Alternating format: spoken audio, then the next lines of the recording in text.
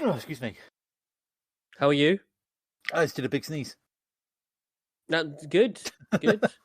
Yeah. Might do another one. Oh, dear Lord. Oh, jeez. Sorry, I seem to be getting like hay fever at the moment. And it's really annoying. Well, I have a cold, which I'm probably... I've been testing all lateral flows and it's not COVID, so... Yeah, I had a bad cold a while ago and it wasn't that. I was like, come on, just give me something.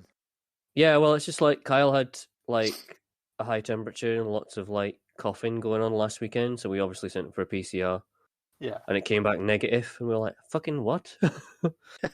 And then it was just like, and then he's passed it on to me and Claire, so we both got the stinking cold. Little bastard. I know, have kids, they said. It'll be fun, they said. Lying bastards. Yeah, I know. Just money just goes down the drain. You get colds off them. Tell me about it. Hang on, did you get a tissue? Hang on. Okay.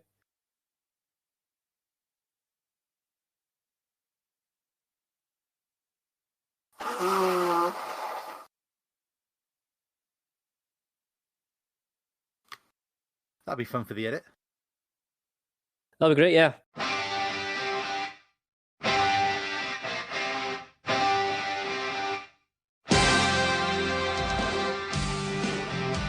Welcome to the Conquistabores. Tonight on the Conquistabores, it is a triple threat challenge as the Conquistabores check out the triple threat main event of Vengeance 2002. Standing awkwardly in one of the three corners of the ring tonight, Big Evil Ewan Taylor, the Un-American Cameron Phillips, and the whole effing show, Phil Doyle. Only tonight on the Conquistabores.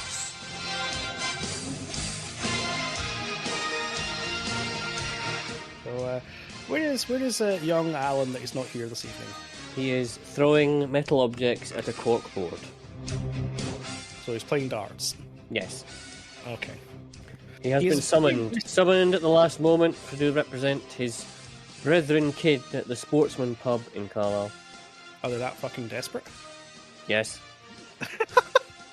They are desperate enough to call Alan's strong and thrusting right arm into action. Hot Sauce Geordie Alan. There we go. Hot Sauce's thrusting right arm. Now, the question is, Al's next pick, has he given you the pick? No. Because if it's not, your next Cam, so we could always switch it around. I think we should probably switch it around then, as he's not had any indication of What it an is. absolute bastard. Well, he's not here, so we'll apply the grand unified theory of fuck him. It's how all votes work. Are they here? Yeah. No, fuck them. Fuck him, yeah. Should have Pretty turned up, much. shouldn't they? That's all right. Okay, so it's my pick at the end of the show. Oh, I've got to think of Yes. something to do now then. Okay, fair enough. Okay, cool. No, it's been a bit of a shit week because obviously we lost Scott Hall, which was unfortunate. I can't say surprising given his past, but still it's sad that he's gone.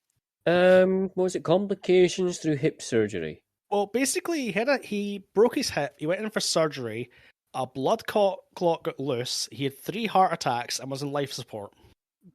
Ouch. Yeah, and then when we first heard about it, they were just waiting for the family to gather around him, and then they were switching it off. Yeah. Which is Kevin Nash did a bit tweet crap. about it, yeah. Yeah, Kevin Nash was on Instagram talking about it. Not the best. The William Regal podcast. I've not listened to it yet, No. but I've got it downloaded. Oh, I've heard it. It's amazing. My god! Like when you go to what he's been through since like the last kind of 10 years. Holy shit! Like I won't spoil it, but I've been reading little bits Jesus. about it. Yeah. Was there something about how he had like a broken neck for most of his WCW career? Yeah. And it was only being That held is- together by like a calcium deposit? Something like that. And there's also the fact his heart was Makes sense, it basically did. So like, fucked. how the flipping heck this guy's still alive and walking? Like it literally makes no sense. And now he's the dad to 2 killers on the AEW roster. wasn't that how long was that my dream booking? Like wrestling dads coming in to look after their wrestling sons. mean, all we need is Suzuki to turn up, and you get the ultimate wrestling dad with William Regal come in slapping his two sons. Yeah, that was so great. Which it was just it had big breaking up the playground fight energy, like. Yes, it did. Yeah, because like Sting's energy, when Sting comes down to Darby gets in trouble, Sting walks in. It's like your dad being interrupted when he's checking the pools on a Saturday. Like, what's going on? Yep. Yeah. You're kind of wondering, like, can we just keep the noise down? Well, yeah, William Regal was like, "You fucking kids are gonna fucking shut up." You're gonna shut up, and I'm gonna beat the shit out of you. It emphasizes even more though that how much because you're kind of looking at that now, going, could WWE not have done something with this? What you mean, like WWE be with competent? Regal? With Regal, you know what I mean? They were using him on like NXT, obviously, and he was doing backstage training and things like that. But Jesus, you know, when you look at that, that's the most obvious thing. It's like have Regal come out. Well, it was that moment where like Daniel Bryan's laughing like the annoying younger brother. He's got away with it, and he just turns around and laps in as well. He's like, "Oh, I'm in trouble as well." Yeah, that was great. Yeah, it was almost like he was going to point and laugh and go, "Ha ha."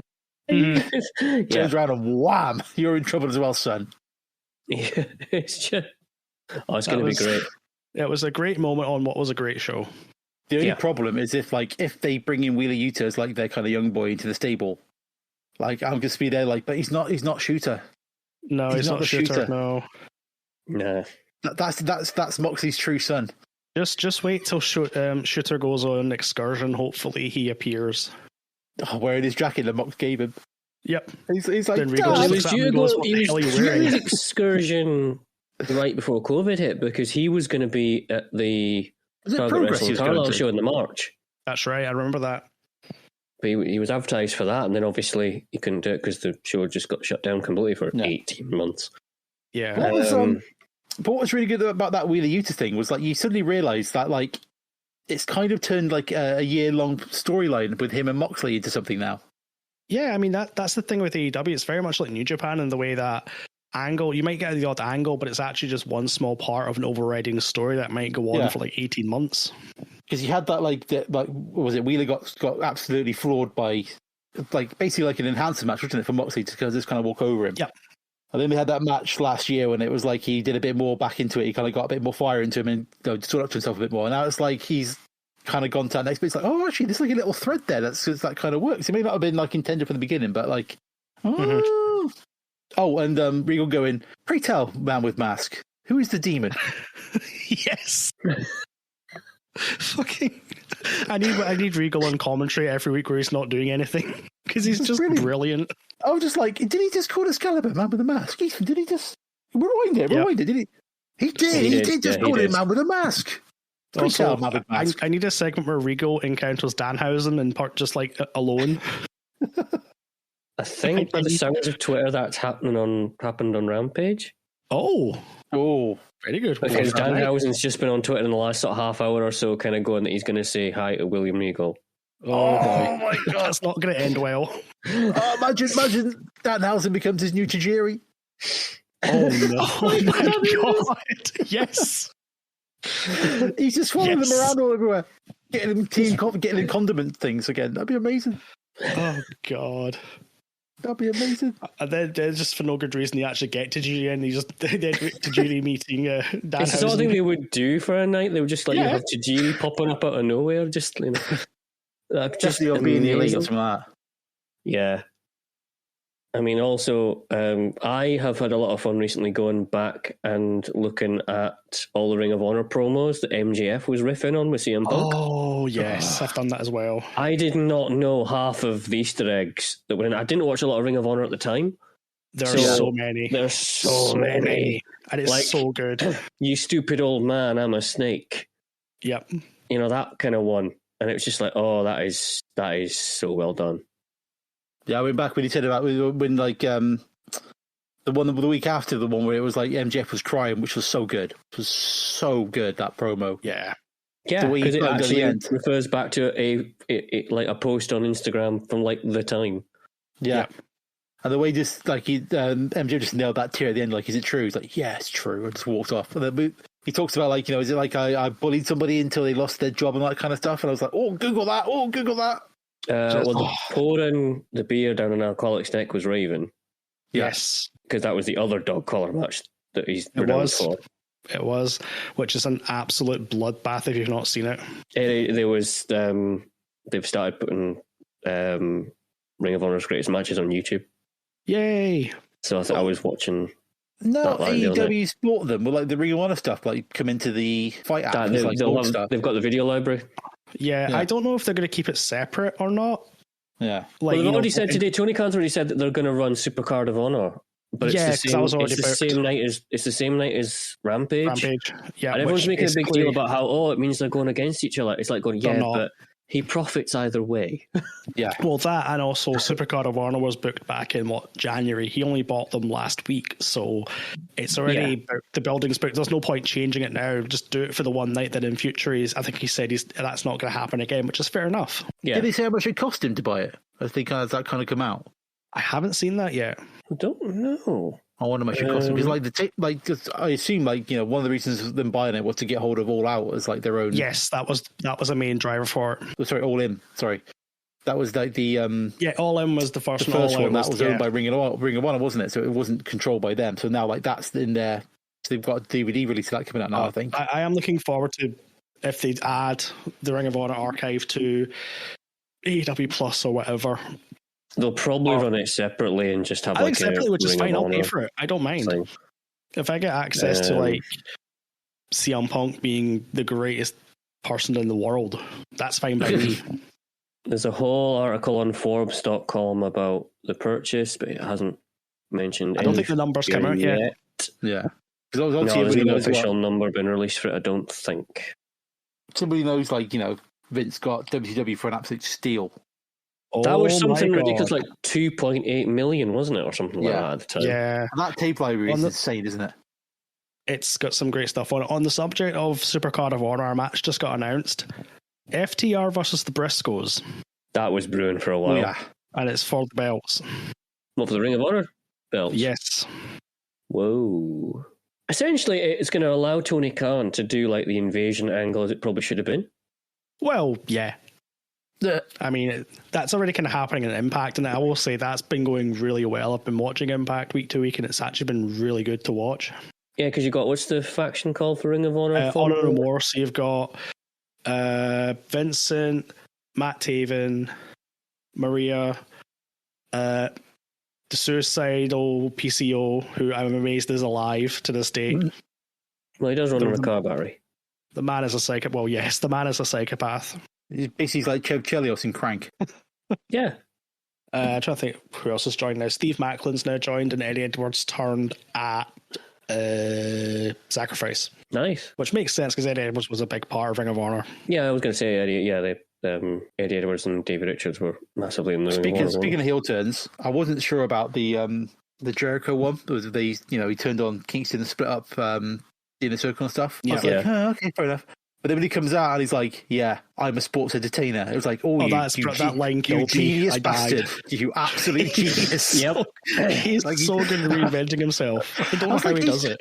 He did it again. How did he's done it again? How did he do that? Absolutely, he just keeps doing it. I mean, physically, he looks amazing. Yeah, I saw a post that was comparing Moxley's figure pre him going away and Jericho's figure, and they look absolutely amazing. Well, Moxley's probably a bit of a strange comparison to make because obviously that's cutting out the drink. But it's incredible how because he was looking old, you know what I mean? And he was.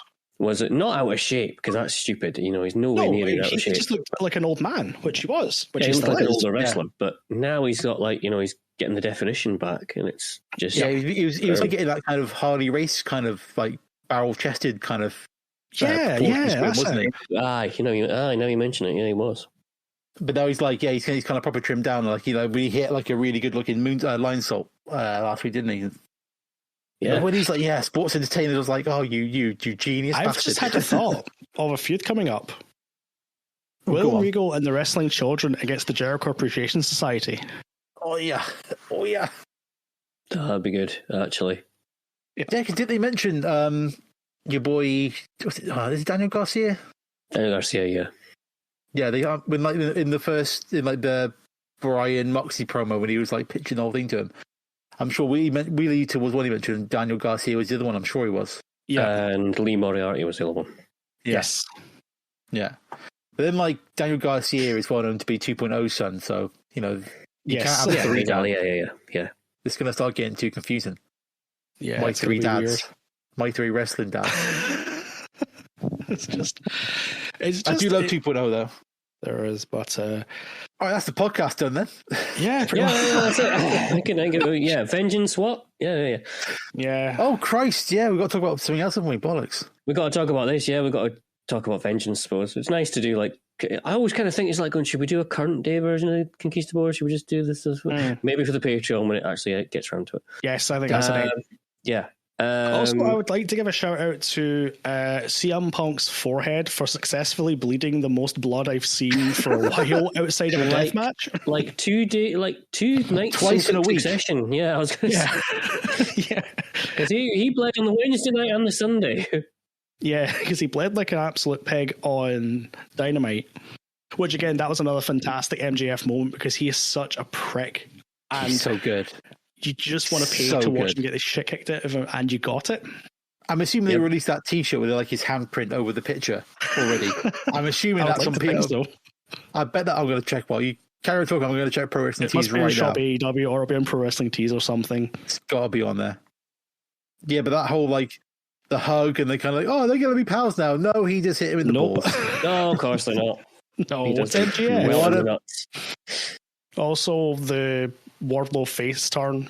That whole spot was just incredible. Like, oh, I can't find the ring. Oh, here it is. I'll just leave this here for you. It's like, oh, I'll just leave this for you, punk. I'll just wander off. Skippity doo. Bye. And the thing is, it was almost subtle the way it was done because if it was WWE, he'd have ran in and decked MJF, but he didn't even need to. He just left the ring and walked away. It was literally just no words said, just like kind of going, oh, there it is, and just very, very purposefully just went, plonk it down there. I'll just leave this Goodbye. Here.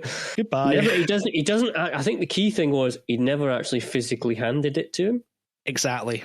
He just left it on the ring. In WWE, it would have been really, really obvious. You would have had Michael Cole screaming at the top of his lungs that, Wardlow's helping Punk. Yeah, it's like, no shit, I've got eyes. Yeah, and then instead it's just like, there you go. That's how we're getting distracted about good wrestling. Now we need to talk about Vengeance 2002. Yeah, we do. Yeah, right. Vengeance 2002. Ezekiel 25:17. The path of the righteous man is beset on all sides by the iniquities of the selfish and the tyranny of evil men. Blessed is he who, in the name of good, shepherds the weak through the valley of darkness. For he is truly his brother's keeper and the finder of lost souls. Undertaker. Rock. Kurt Angle. Rock. The Undertaker. Kurt Angle. Tonight, I will strike down. And he will strike down upon thee with vengeance and furious anger. And furious anger. You will know my name. And you will know my name when I lay my vengeance upon him. My fate will be fulfilled. You will feel my fury. The Rock will embrace his destiny. And you will know he is the one when he lays his vengeance upon thee. And now, WWE Vengeance.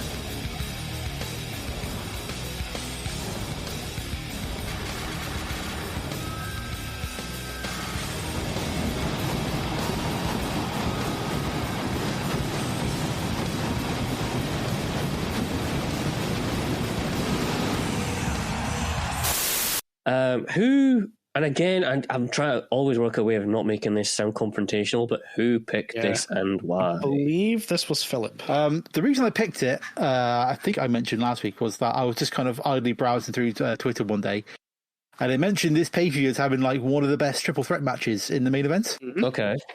And then I thought, put it on the list, and then me and Al had our weird moment of me being able to tell what pizza he ordered, and then him talking about the same pay-per-view on the same night about good triple threat matches. So in a weird confluence of Conquistabores and minds coming together across the continent.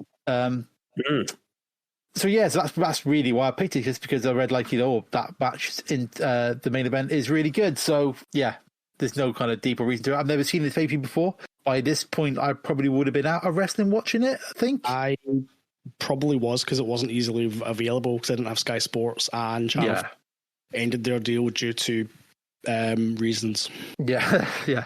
Well, the date it was on was July 21, 2002, from the Joe Louis Arena in Detroit, Michigan. So that would have been I would have been 22. I don't think I would have moved out by that point, but I was certainly working full time. So wrestling was kind of much by the side at this point. So I was completely out by this point. So that's why. But looking at the Wikipedia page, the tagline for the main event for the pay-per-view was called, it just says, "Quick and Merciless." I disagree. It's strange. I didn't know the pay-per-views had taglines. I got to look into that a bit more now, see what their taglines are. But Quick and Merciless sounds like a kind of like a pain medication or something. There's loads of taglines for the pay-per-views. It was a very sort of late 90s, early 2000s thing. That they just gave up on. Well, actually, I tell was it SummerSlam 99 last month? I think, was it SummerSlam 99 that the Raging Climax, is it? Yes. They're all getting too saucy, aren't they? One of them did, and I don't even know what that means, but I don't know either. Yes, this show is actually set during the sort of beginnings of the brand split, because we'll get to it later on. Somebody had to make an important decision. Oh yes, so this is literally like at the start of this. I feel like it was in within weeks of them kind of doing the actual proper split. Yeah, because like I say, there's still people who will come to later who are kind of still making up their minds about which brand they're going to, which doesn't really make any sense. But anyways, I mean, so we're post invasion, post WCW, kind of like the start of the Ruthless Aggression, because they do say that a few times during the episode. Oh yes. Also, like how I kind of differentiate this kind of time is that it's got bald Kurt Angle. It's post haircut Angle. Yeah, because I kind of normal haircut Angle. That's kind of late period Attitude Era into WrestleMania XLVII kind of time. Bald Kurt Angle. That's your kind of Ruthless Aggression TNA era Angle. That's how I kind of demark the time in my head. Which I think you see a lot of them in the opening promo. Which they go for a very topical Pulp Fiction reference when they go through this, talking about the path of the righteous man and all that. Yep. 8 years after the release of Pulp Fiction. Well, wrestling is like 10 years behind anyway when you think about it. So is it not a case of that's how long it takes Vince to watch these things? I was going to say, I assume Vince watched it on a plane and was like, that sounds good. We're talking about Scott Hall at the top of the show, is it not that he got away with doing Razor Ramon's character, Scott Hall, because Vince had never heard or seen Scarface? Yeah. Yeah, so we get a lot of promo, and then the first evidence of the brand split is that we have Michael Cole and Taz on commentary, because they're the SmackDown team, and then there'll be some other people commentating afterwards. So I think this is probably your first pay-per-view following the first brand split. I don't think it's even the fact that they're calling Cole and Taz call SmackDown matches, and then JR and King call Raw matches. It's just that they literally just split the pay-per-view in half. Yeah. I think I don't think they were very far off going to strictly SmackDown pay-per-views and Raw pay-per-views. I think this was sort of one of the last joint ventures. SummerSlam 2002 was just the individuals like SmackDown titles and Raw titles, wasn't it? Yeah. So it's kind of a little kind of crossover period, and I'll come back to this still, but it does feel like a kind of a full stop for that period before things start up with other people, if that makes sense. Yeah. But then we still got some people from the proper Attitude Era around, because we're starting off with a tag team match with the teams of Bubba Ray Dudley and Spike Dudley versus Chris Benoit and Eddie Guerrero. Yes, in a tables elimination match. I had no memory of Spike Dudley teaming with Bubba Ray in the WWE for any length of time. I don't either, because Spike was always either accompanying or he was just there to be thrown at someone. Yes. Pretty much. I mean, obviously, I would imagine they did a load in ECW. Yes. But there was no... I was looking at I'm assuming Devon must have been injured at this time? Gonna guess so. Had they split them at this point? Because they went through... they seem to have split a lot of the tag teams, hadn't they? They split them up initially, yeah. Because obviously Edge and Christian aren't a tag team anymore. The Hardy Boys aren't tag teams anymore. Because why would you keep them together, right? Do you like to make money? No, right, split them up. Because the only time tag teams like even exist is so they can later fight each other. Pretty much. What worried me straight away about this match is the fact this is Benoit's first match back after being out for a year of neck surgery, and it's a fucking tables match. Yeah, well done, guys. Just breaking me genuine on me. Yeah, But is that why they make it like it's a tag team table match, but you still have to tag in and out of the ring? Yeah, I think so, because obviously they wanted to try and protect Benoit in a fucking tables match. How dumb is this company? Why not just make it a straight tag team match? Why break it a tag team table match where you have to tag in and out? Like the referee's going, I can't stop him doing it because it's a table match. There's no disqualification. But can you get out of the ring, please? Exactly. You need to tag in. It's probably just so that they could get Spike over more by effectively just filling in for Devon in every single way. Like literally, I think there's literally a moment in this match, isn't he, where Bubba Ray goes, Spike, get the tables. And the Dudley brothers have turned the tables. Listen.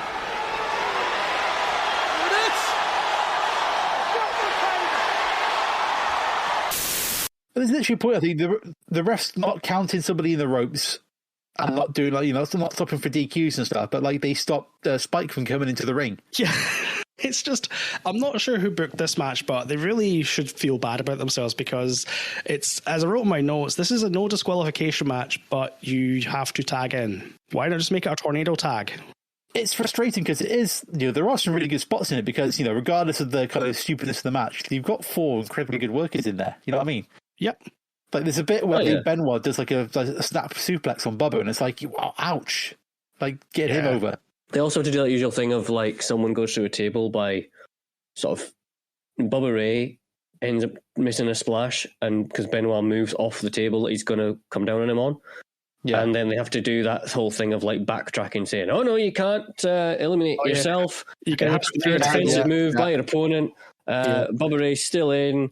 Carry on as you were." That's an amazing way of covering it. Oh, we kind of fucked up a little bit. Quick, cover it. Yeah, pretty much. So it's like, oh no, we can't do that. It's very hard to get invested in a match where the rules make little to no sense or contradict each other. I think it's just it's an absolute like sort of balls out fight to start the show with. I've got no sort of. It's not offensively bad. No, it's fine for a starting match. Yeah, but yeah, you're right. It feels like these 4 guys shouldn't be in the opener. No, I feel if they wanted to do this is where I think. I know it's a WCW trope, but surely you would want to put like the cruiserweights out there. Want to get like your Jamie Noble Kidman match out of the way? Yeah, swap the matches around. Yeah, true. Probably would have. Because you're not bringing out gimmicks on in the very first match. That makes sense. Well, yeah, good point. Yeah. Very good point. So it's decent. I mean, it was fine. It was fine. So you open a match. You got some tables on the go. You get the crowd to do the whole "what's up" bit. As an opener, that's all right, isn't it? That's what you want for an opening match. It's a spots in. It is like, bar the main event, it's the longest match of the night. Yes, this is a show. It seems mental. Very strange match lengths. Yeah, a little bit. Dudley's won. Hurrah. We then cut backstage to Eric Bischoff being interviewed by the coach, saying apparently this is Eric Bischoff trying to woo Triple H over to Raw. Can we point out that this is probably the start of Triple H's like massive ego trip into the Nethersphere of the early 2000s, in the fact that this pretty much the entire basis of this storyline and half of this pay-per-view seems to be taken up by whatever choice he's going to make. Eric Bischoff waiting inside the room, Triple H, like he's waiting for, I don't know, like a prostitute to come out. So I don't know, like some kind of thing he really wants. That's not a nice thing to call Stephanie. All the way through this kind of thing, you're kind of thinking, surely someone from security would come along and move Bischoff on. Yeah. Has he not got his own office to go to? I'm pretty sure, isn't it like literally next door? Like where his office is? Yeah, he's just like standing there soliciting. He's there for like a good hour and a half or so, isn't he? I think between the different promos until he gets to like that little bit. We'll get to later on, the bit where they're in the ring and there's the promo that goes on for seemingly ever. He's there for most of the show, bar that. Yeah, bloody terrible. I mean, like you say, this is where the Triple H show becomes real before Raw turns into a Triple H vanity vehicle for a while. Exactly. It's just bloody... When they just hand in the heavyweight belt, like, there you go, Trips. There's the belt. There's no tournament for it or anything like that. Eric Bischoff just says, oh, here's a big gold belt for you, just for joining Raw. To clear the taste of that, we come to the ring for a cruiserweight match with Jamie Noble versus Billy Kidman. Yes, indeed. This was basically a WCW match transferred over to WWE, and that's not a bad thing because this match was fun for the short time it went. Yeah, I was going to say, I wrote down about Jamie Noble, like he pure looks like he's walked out of ECW circa 1996. He's got the kind of jeans on. He's got the kind of. Has he got a necklace on? I think he's got a necklace on. He's kind of like a dirty John Cena, if that makes sense. Dirty John Cena. Dirty Cena. Not like that. God damn it! You try and make a point and this gets turned to filth. He's got a valet. He's pure giving out ECW vibes when he kind of comes out. But yeah. And they do mention as well during the match, like that about how there'll be Rey Mysterio will soon make his debut as well. So yes, yeah, there's a couple of little bits in this show that and that's one of them that people will be mentioned or will appear and will, not that you know at the time, but will go on to sort of much wider WWE careers than what they're maybe looking like at the minute. There's a big one coming, obviously, later on. Yeah. But yeah, it's a pretty good match. It's like, there's some bit of beefing outside, bit of nonsense. Yep. I mean, for a 7-minute match, I've got no problems with it. Billy Kidman misses a shooting star press and gets tiger bombed, and Noble retains the belt. Yep. What are we thinking about Billy Kidman? He's fine. He's nothing special to me. I mean, he's definitely a wrestler. I mean, I always thought he had the ability, but he seems like a bit of a charisma void. Yeah, that's it. He definitely had the ability. He didn't have it, the infamous it we always look for. Yeah, but then is this the Malenko conundrum? Yeah, kind of. Yeah, but you've got all the skills, but you just can't get that connection with the crowd to get you properly over. Yeah, but he must have something going for him because this is a guy who was, shaking down with Tori Wilson for a long, long time. True. So you're kind of thinking, he must have something. Maybe not. Maybe it's something you can't show in WWE PG. Let's put it that way. Well, it's really weird about Billy Kidman for that reason. It's like I always think he's got everything else. Yeah, he always just seems to come along as just this hella bland. He's great. He's flashy, but there's nothing memorable. There's nothing to sort of get your teeth into, and that's really sad because he's really, really good. Oh, he's really, for technique wise, he's great. Yeah. But he hasn't got that spark or whatever that he needs to kind of connect to the audience. Yeah, it's the full-on Malenko conundrum. So what do you do with them? Because you can put them in matches, they're great, but you can probably have somebody who's not as good but is more over, if that makes sense. Yeah. Oh, yeah, true. So what do you do? Do you have the person who doesn't give you a 3-star match but sells merch because he connects with the crowd? Yeah. Or get the kind of charisma guy in who can do a good match but doesn't really do anything? Doesn't move the needle, as it were? Yeah. Yeah, that's kind of it. Personally, I'm glad that this was, I think, before the period of time with Jamie Noble and Nydia when they were, should we politely say, making out a lot. Yes, they were copulating aggressively. Yes. I was like, this must be before that. Because as soon as they appeared, I was like, oh no, don't let these gods have. Don't do it. Please don't do it. That briefcase full of accoutrements that he was carrying around with him for ages. God, that's right. And 20 years later, is it any better? No, I doubt they'd do that now with anyone. But I mean, just in general. It's the sort of shite gimmick they would give to Otis. Poor Otis. That's probably what they would do. They'd probably just give it to, here's Otis, he's Mr. Lover Man. He wants all the ladies. I'm actually amazed they didn't give that gimmick to Keith Lee, given such a shit gimmick in the Bearcat.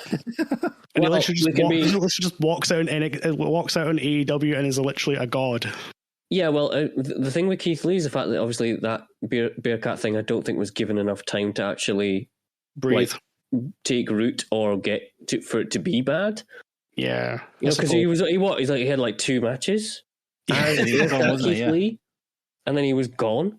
Mm-hmm. I think it's a bit like, Karrion Kross got a little less lucky in the fact that fucking stupid gladiator thing was going on. I was so sad when I saw him walk out on Raw and that. I'm just like, this guy was like the king of NXT, and now look at him, he's a fucking running man. It was like Demolition at Christmas. Yes.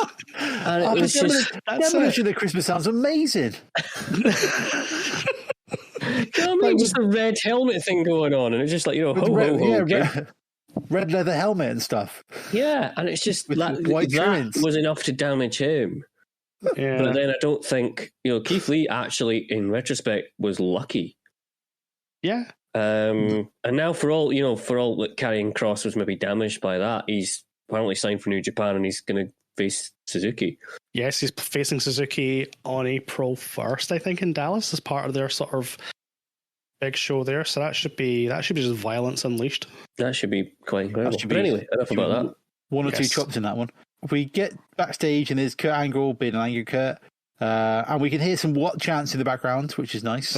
We're into that era. Chant. Didn't Eddie Kingston shut that down well? You were right. I was afraid. But you know what happened? On that fan fest, give me a second for real. Show some respect.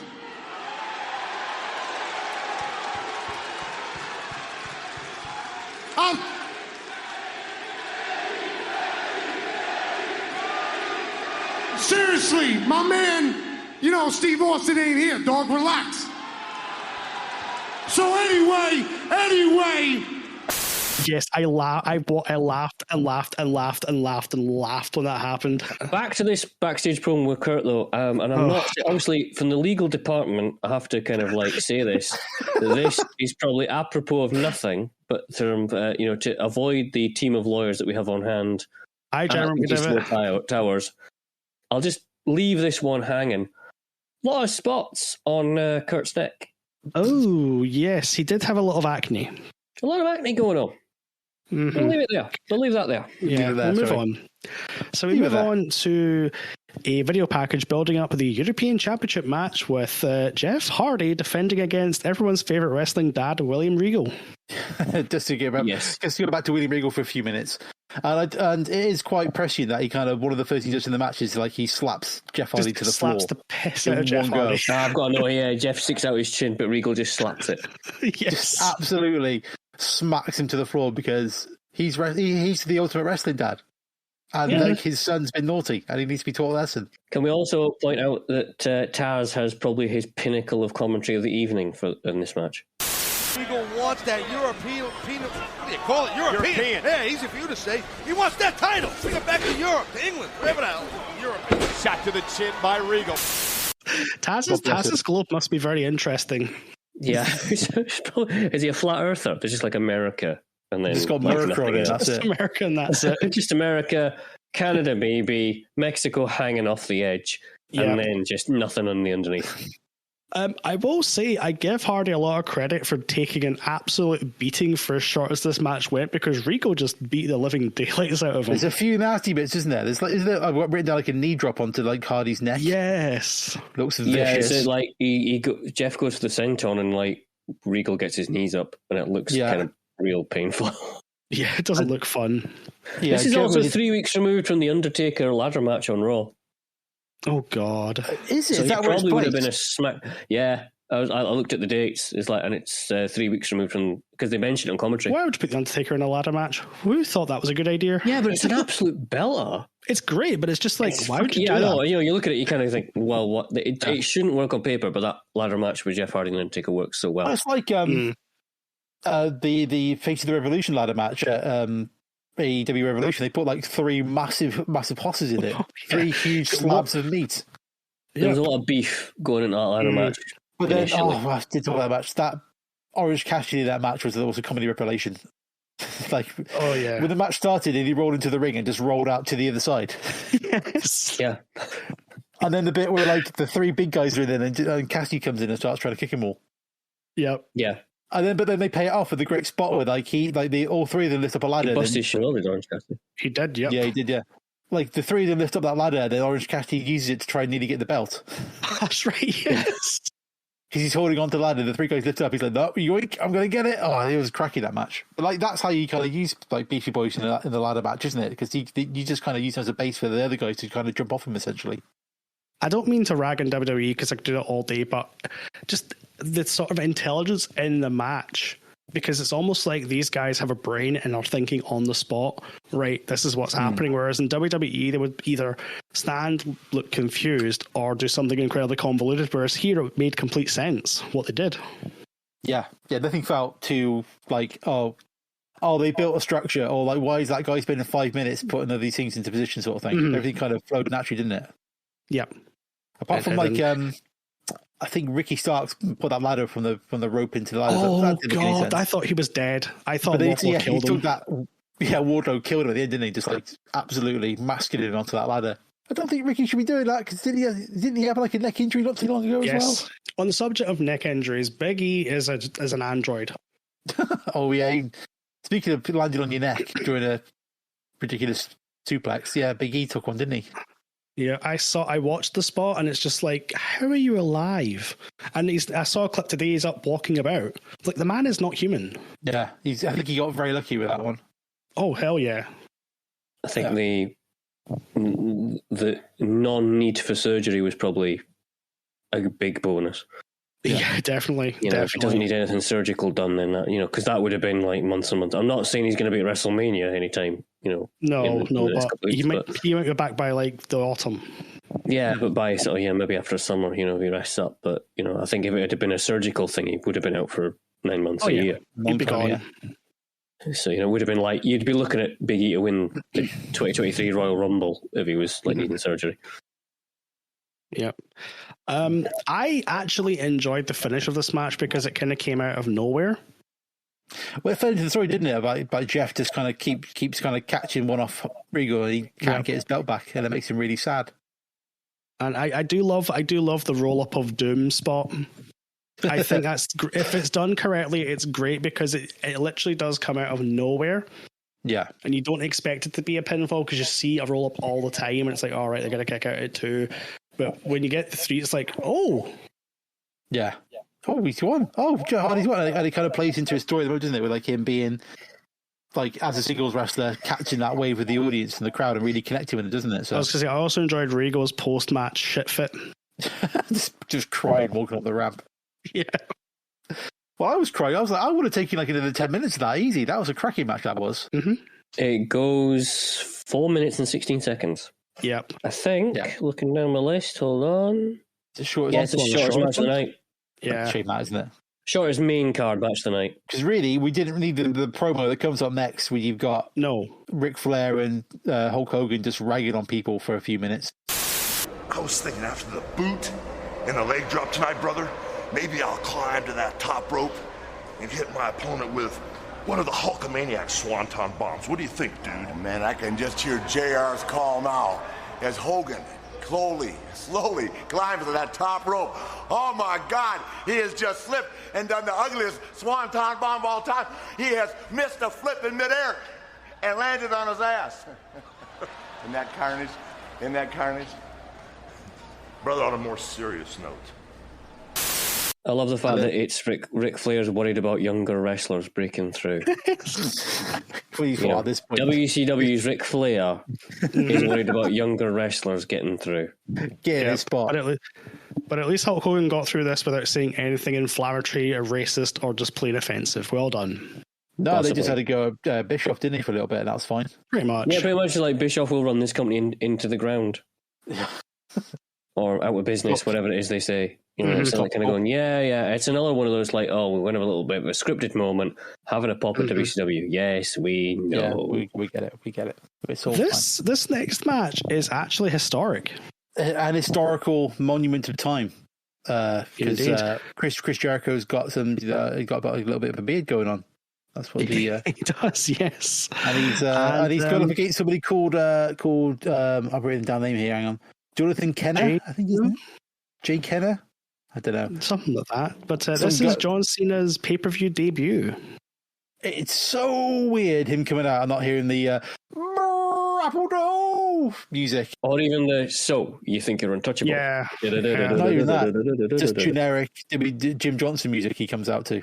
Yeah, and it's just a Spug in a red trunks, and that's it. He's just like, what? I will admit this. I pine for the years of John Cena just doing almost like Acclaimed style raps as he comes to the ring. That's peak John Cena right there. Was it WrestleMania a couple of years ago he came out doing that and it was really good? I think so. I think it was the last WrestleMania before the lockdown. The one before that, I think it was. He kind of came out full on Thugonomics, John Cena, and it was like, oh my god, he still got it. Oh, yeah, he did, didn't he? Aye. It's weird because he weirdly still looks the same. You know, like his kind of physique and stuff. I think he kind of bulks up a bit more, but he's taking care of himself. That's why. Obviously, the hair's been there, come back again. I do love how, just going completely off topic for a moment, I do love how the most stupendous WrestleMania of all time has a fucking talking segment as one of the listed events. Oh, the KO Austin thing. KO show. What? Yeah. This has company just given up. Well, yeah. Feels like it a little bit. Well, yeah. That's a good point. Yes, they have. Who else have they got? It's not as if Austin's... The thing that really kind of weirds me out about that is the fact that if they couldn't deliver and it wasn't going to be worthwhile, it's just going to be a damp squib, Austin wouldn't do it. No. He just wouldn't bother, because he's even during his career, and even more so now, he's very protective over his character and his rightly aura, so. Which is totally. which is fine. So when people were talking about, is it going to be a match? I was like, kind of going, well, if it is, and there's any kind of physical contact, then I think Austin's only going to do it if he knows he can go. And I think he was told as well that if you take one bad bump, you could be paralyzed. So I don't think, unless the money is stupid. Edge like at that position at one point? Yeah, but Edge is just a boring old man who thinks he's great, but he's actually overrated as fuck. But that's just my opinion. What, Edge? Overrated? Yeah. I think the current day Edge, not the Edge of the past, but I think current Edge basically just moaning and taking the spotlight, that doesn't do anything for me at all. That's just go away heat for me. I think it has... The problem I've got is the fact that there's so many hours of WWE TV that it just burns everything up on site. So, like, Edge has had his... And you get these, like, nostalgia pops, and it's like, this is really, really good. Oh, it's good to see XYZ back. But then by the time you've mowed through like 15 hours worth of new wrestling television every week, they get burnt out, even if they're not on all the time. Like, Edge hasn't been on all the time. No. But now it's like, you're kind of like, it's Edge. And this is a company who has like 16,000 people in their books. Well, probably more like 10,000 now. Well, they did have and 8,000 probably after WrestleMania. But it's like, it just feels like, ideas just get completely burnt up. Yeah. Within a month or two. And there's also no incentive because they've already got them TV money guaranteed, so there's no incentive for them to try. Do you think Edge kind of wistfully looks across at Christian being able to do stuff over in the AEW?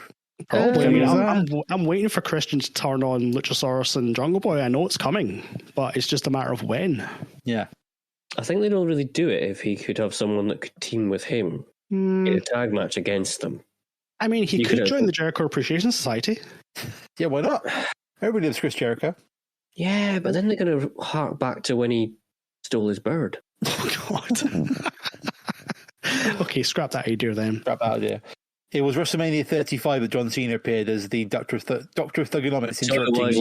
Was that the Undertaker match? No, he interrupted Elias's concert. Oh, yes, so he did, yeah. That's right. God, do you remember that? Jesus Christ. And then the year after, that was the WrestleMania 36, which was the Firefly Funhouse match. Oh, God, that's right.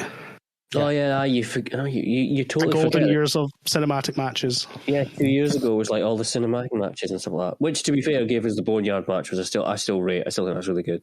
I still think in a weird kind of way that was probably the best thing the Undertaker could have done before he quit for good. Yeah, I'd say so, because it didn't expose him as broken down. It let him give him the opportunity to do his thing. It's kind of like the first match when Sting came back. It was a cinematic match, but it was so well done. And now Sting is throwing himself off of balconies. Yeah, just doing frog splashes off balconies through 3 tables. Yeah, I thought he was dead when he did that because I'm like, what are you doing? Don't do it! Oh my God, he actually jumped. Oh my God, he actually did it. And just to put that into context, like he's a year younger than Scott Hall. Mm-hmm. Yep. It's insane, isn't it? But I think the general gist is the fact that Sting's saved his money. Yes. And Sting doesn't have to wrestle. Sting's under no financial pressure to wrestle at all, ever. Oh. He does it on the occasions he does it because it's cool.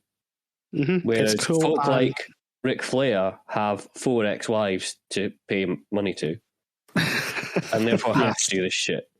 Yeah, pretty much. It's plus, you know, Sting's got a projected son, hasn't he? So yeah.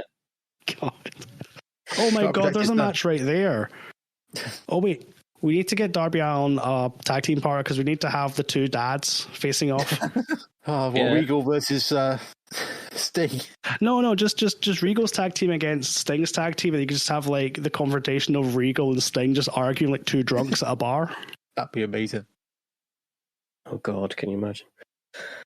Anyway, Jericho Cena. Yeah.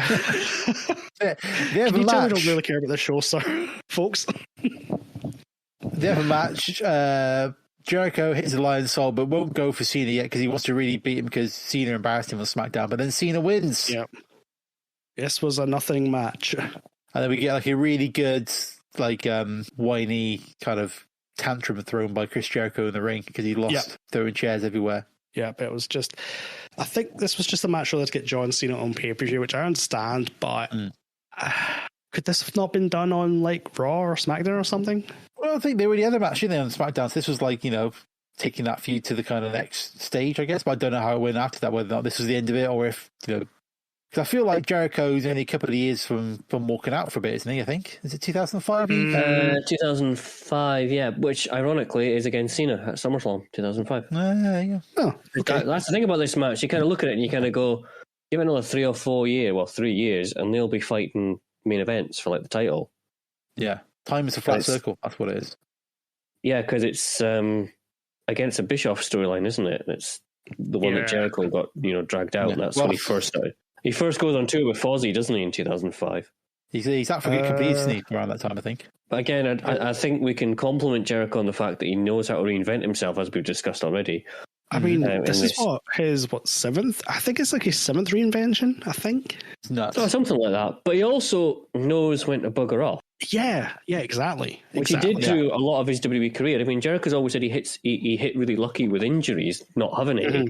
Really made... Because, you know, Jericho's never had to have neck surgery. No. For example, he's never had any after that Eddie Kingston suplex. Jesus. Yeah, well, exactly. You know, a lot of that's down to the fact that he took regular time off. Yeah. He would willingly walk away for like 6 months to a year. Yeah. I mean, then come back for more money. Yeah, well, exactly. Well, he goes away in 2005, comes back 2007, doesn't he? I don't remember. 2007, 2008, I think. Yeah, it's 2007. So he does that. He appeared and had that crap promo with Randy Orton. Oh. But then it did lead to the suit-wearing Jericho and the, you know, like the ladder match against Shawn Michaels kind of thing. Yeah. Stuff like that. That led to that, which was amazing. And then, Jericho knew when to walk away as well. Yeah. But this match is weird. It's obviously that John Cena has been marked out for bigger things later on. Because there's a lot of like, the plucky rookie Cena. You know, this is Cena. And they're not kind of sort of like saying, oh, he's pinned Jericho and that's really, that's just luck kind of thing. It is like, you know, he's done this, you know, he's got the victory, but it was all very hard work. Yeah. But it's clear like Cena needs something to get him to that next stage, and it's when he kind of gets that the thugonomics comes in. That's the thing that kind of he needs something to get that character. Takes him from the dare I say the Billy Kidman level to the next level. Yeah, exactly. That's fair. Because you kind of put Cena and Billy Kidman next to each other at this point. That they will probably look quite good as a tag team because they're kind of effectively looking the same. They would look like a good enhancement tag team. Exactly, yeah. They've got those kind of generic trunks. They're the start of the creator wrestler before you start making them somebody else, aren't they? Yeah, when you first start, when you load up Fire Pro and you've only got like guy in pants.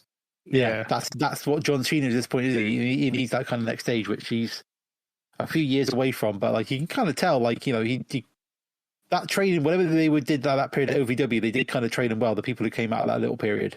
Oh, well, that's the same class that kind of year. What you had Orton, You had Batista, Brock, and Cena and Brock. So you had like the 4 cornerstones really of that kind of period of time in WWE for a good few years.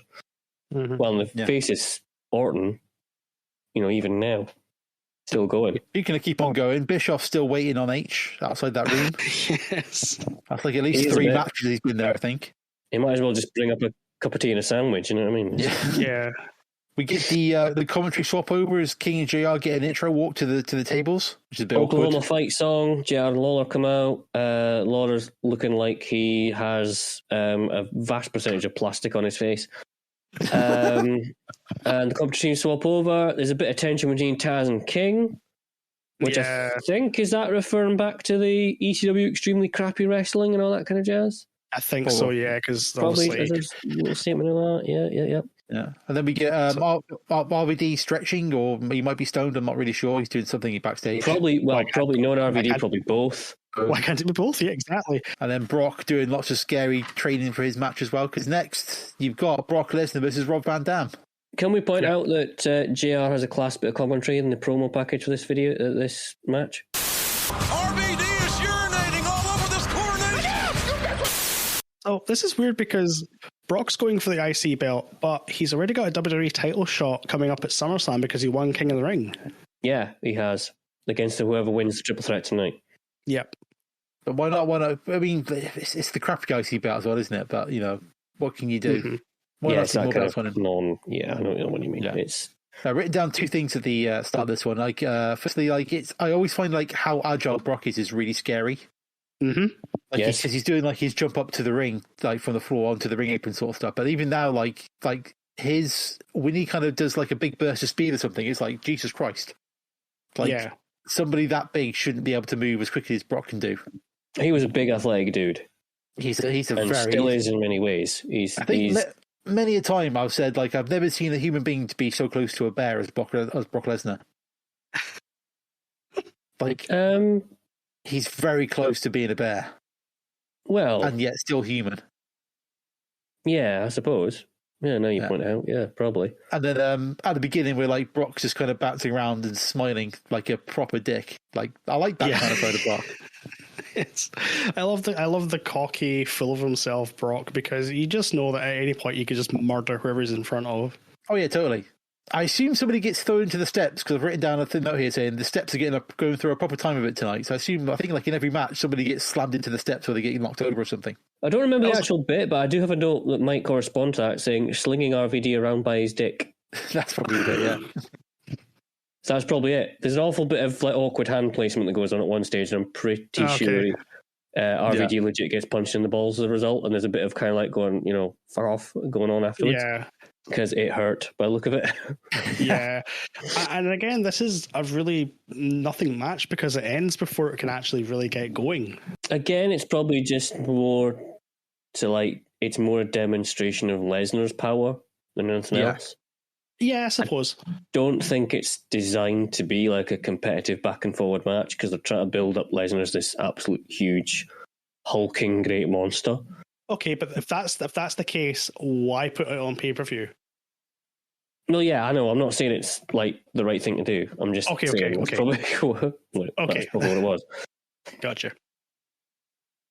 Because to me, pay-per-view is where you should. I know this is old school me coming back, but pay-per-views should be where you either build payoff things or add more fuel to the fire. They're not meant to be there for enhancement purposes. That's not the purpose of a pay-per-view, in my opinion, anyway.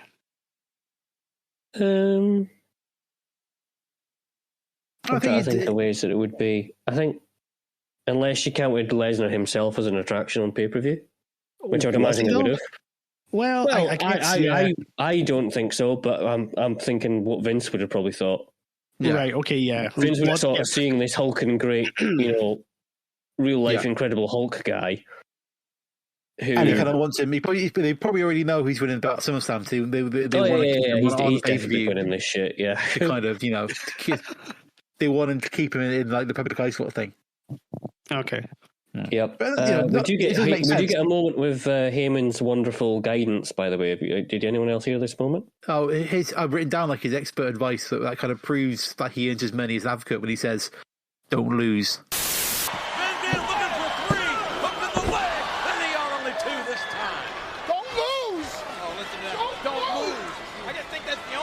instructions that he ever gives to Brock Lesnar. It's like, oh, brilliant. And Brock's like, oh, of course. Yeah, that's true, isn't it? Didn't think of that. Of course. That's probably enough Tony Khan's same message to the film team every week. Probably, yeah. Just don't lose, guys. From video call somewhere in Jacksonville. Yeah. So the finish is, doesn't your boy RVD hit the frog splash and Heyman pulls out the ref? Heyman pulls Charles Robinson out. Yep. The ref then beats up Paul Heyman outside. Yes. And then JR's like, oh, there's no reason for that. It's like, but he just pulled him out of the ring, JR. Mm-hmm. Come on. That's reason enough. And then I think that's the cause for the DQ. And then there's a bit of shenanigans with the Van Daminator in a chair after the match. Something like that. He gets F5'd onto the chair, and that's your stuff. Pretty much, that's it. And then back to the soap opera with Bischoff waiting for Emily outside. Yes.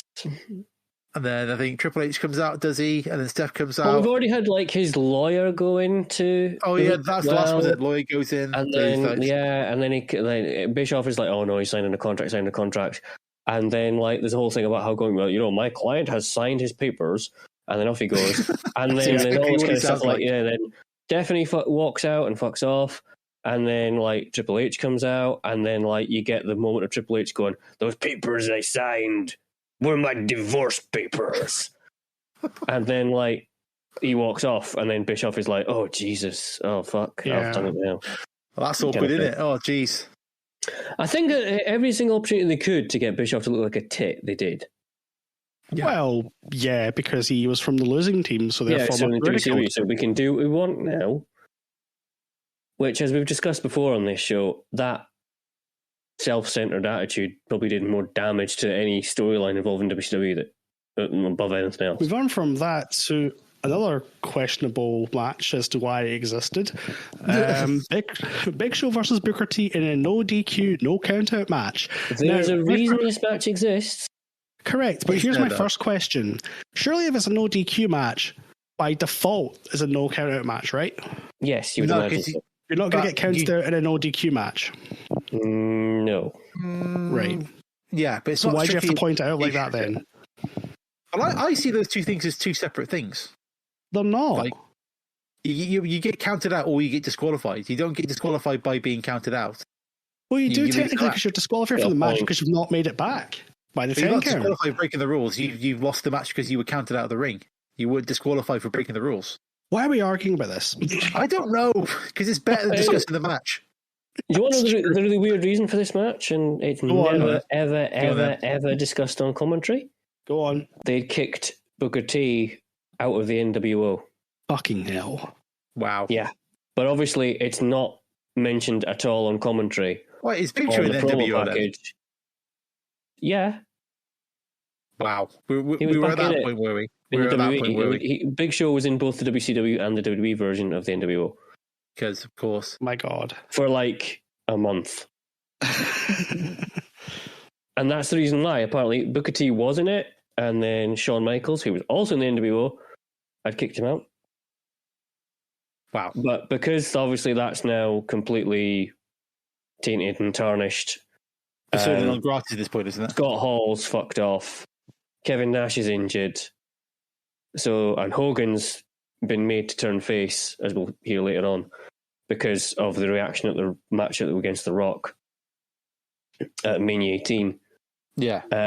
There's no way that the NWO can continue as they were. So this match, it goes on. The reason they're fighting is because Booker T got kicked out of the NWO. But it's never allowed to be mentioned on commentary. Booker T wins. There you go. That's all I wanted. It's like the main highlight for me of this match is the fact that it seems to be a thing now that Big Show can just punch chair shots out of the way. Yes, he is. He's suddenly developed a very strong wrist. Yes, a very strong knuckles. But thankfully, he still has the weakness that every wrestler has, which is their balls. So I think it's the steroids. Wow. Wouldn't the steroids help though? Because it shrinks them. It'll be harder to hit. Yeah, it'll be a smaller target, I suppose. They'd be like conkers.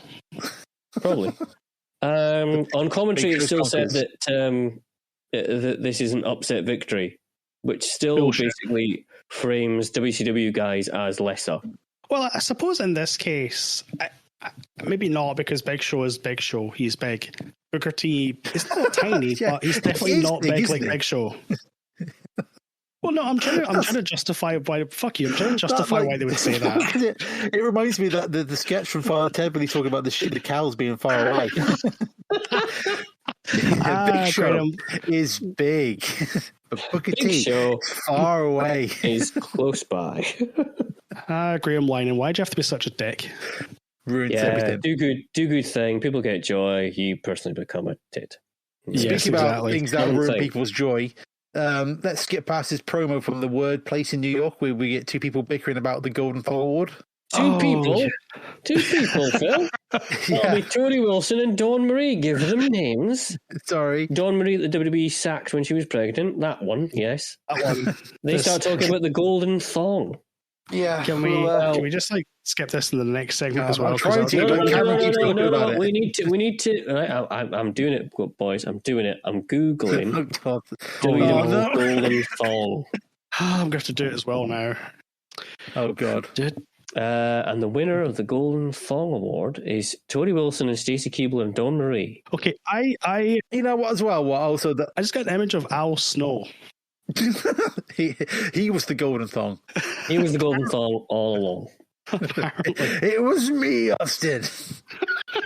Oh my God, there was a little fucking podium award thing for it as well. Yeah. We're frantically trying to move on.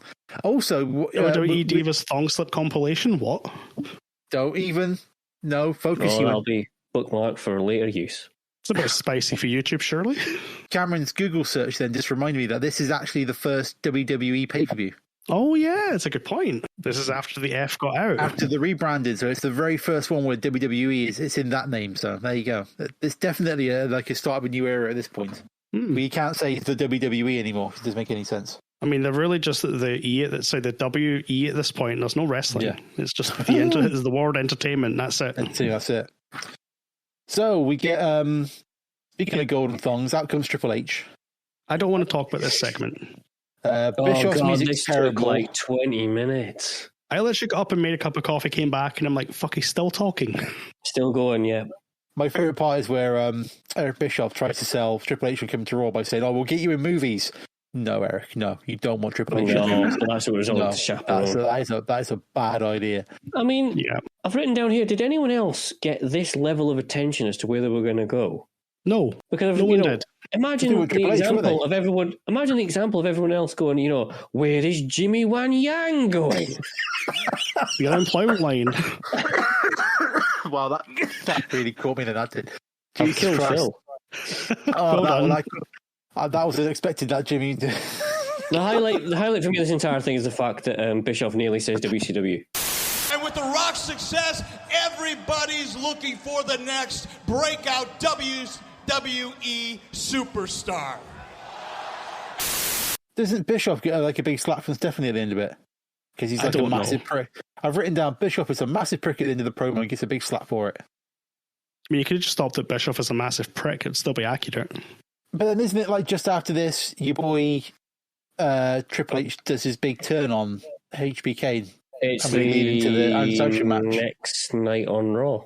Yeah, sounds about right. Because they hint on this promo that they can reform DX, so I don't think they actually mention it. Because obviously, let's not forget, Shawn Michaels is already in the NWO at this point. Yeah. So it can't possibly be in two factions at the same time. So anyway, we'll wait until you've just totally forgotten about one of them, and then we'll just have him join the other one. So there's the DX reformation, in inverted commas, the night after, and that's when Triple H gets the pedigree out. Yeah. And then there's the whole thing about the sort of near apology about it, and then Shawn being smashed into the car window a few weeks later, which then the CCTV is revealed to have been Triple H as well. So therefore they have the unsanctioned match at SummerSlam 2002, which we've covered on this show, which is far, far better than anyone having any right for it to be. Correct. We then get a promo with Rikishi that I was completely distracted by because they were in the background. There was someone's suitcase that had South Park stickers all over it. I was trying to figure out whose suitcase would that be. Yeah. And then we get Booker T and Goldust. And correct me if I'm wrong, but Booker T's being interviewed by Goldust's ex-wife, isn't he? Yes. That's Terry Reynolds. A little Slightly, bit awkward. but I suppose wrestling Yeah. Had they divorced at this point? I think I don't know. 2002. Well, when was the plane ride from hell? Because they were certainly done by that point. Because I'm not watching that on 2000. Yeah, that was this year. Yeah, 2002. Yeah, because I think there's a few stories about Dustin on there he doesn't come across in the best light on the Dark Side of the Ring show about it. I'm googling now. When did Terry Runnels divorce? What was his name? Dustin Rhodes, wasn't it? What was his name? What's his name? Dustin. Right? I was going to type Goldust, and I was like, no, that's not right. Well, it is right, but you know what I mean. Yeah, on the plane ride from hell, it says Goldust said vulgar things to one of the air hostesses. Then later got into the public address system and started singing a song for his ex-wife and fellow wrestler Terry Runnels, who's also on the plane. Divorced in 1999 after 6 years of marriage. Oh wow! Terry alleged that Dusty Rhodes spread rumours about her that included infidelity and gold digging. Ironically enough, gold digging, gold dust. It's they've been divorced for a good 3 years by now. But I think from all accounts, Dustin wasn't able to let go quite as easily. No, not really. Not really. So a little bit awkward in that little promo there, but never mind. For all the terrible things that Goldust may have done on that flight, at least he didn't get his little gold dust out. No, there was no gold dusting going on. I mean, it didn't quite work, that joke, Cam, but I certainly got the point you were aiming for there. No, it kind of got halfway and died off, didn't it, really? But never mind. Like story of my life. So next, for God's sake, we'll move on quick. I wish I never brought up now. Christian and Lance Armstrong making it sound like they're married versus Edge and Hulk Hogan. Nice promo for the build up for the match. I quite liked. I don't think I'd ever seen it before, but the double big boot for Edge and Hogan as their finisher is a cracking idea. I love that. Yeah. Yeah, Smackdown comes out with his usual heel promo, which is brilliant. Yeah, we're talking about the Malenko conundrum, but Lance somehow turns that into a persona, which is a miracle. His entire gimmick was the fact he was boring. Yeah, he was boring, but he still had a personality, which is incredible when you consider how vanilla he was. But somehow, he just had this it. That was it. He just really had leaning into the kind of that monotone way he did his promos. Just kind of leaning into it, like but is he not leaning into like being Canadian? Yeah, well, that's the whole point because they're the other Americans. When Americans will see Canadians as just like really, really bland and polite and just featureless kind of thing, whereas he was just lent into that basically. I guess that's why it works. Let's not forget, though, Lance Storm is the only one that wrestler I've ever had a good old crack on with on Twitter. There you go. About donuts, of all things. Of course. That's what the conversation was about. Our conversation for about half an hour was me and Lance Storm on Tim Hortons? Donuts, about Tim Hortons, yeah. Nice. So you've discussed Tim Hortons with Lance Storm. We've had an in-depth discussion about Subway with Shady. What next? Where's the advertising deals? Come on. We're waiting on a wrestler who can come on the show who's maybe bought a washing machine at Curry's PC World or something. Can we get Will Ospreay? Can you imagine? Oh, I keep trying to make it my life's aim to get blocked by Will Ospreay. That's my new game right now. Have I never told you this? You have, yeah. Yeah. Did you see the other day? I tried again. It's like kind of he had that promo photo, and he kind of going, I'm the star of my own movie, and I was like, what? Forrest Gump? Well, to be fair, there is a chance he might die shortly. Yeah, because he's April 18th. He's against Moxley. He's against Mox at Windy City Riot. Yeah. Sounds quite cool. So, anyway, back to Hogan. Yes, back to 2002. Obviously, I watched on the network, so I assume everybody else got the kind of fake Voodoo Child music as well.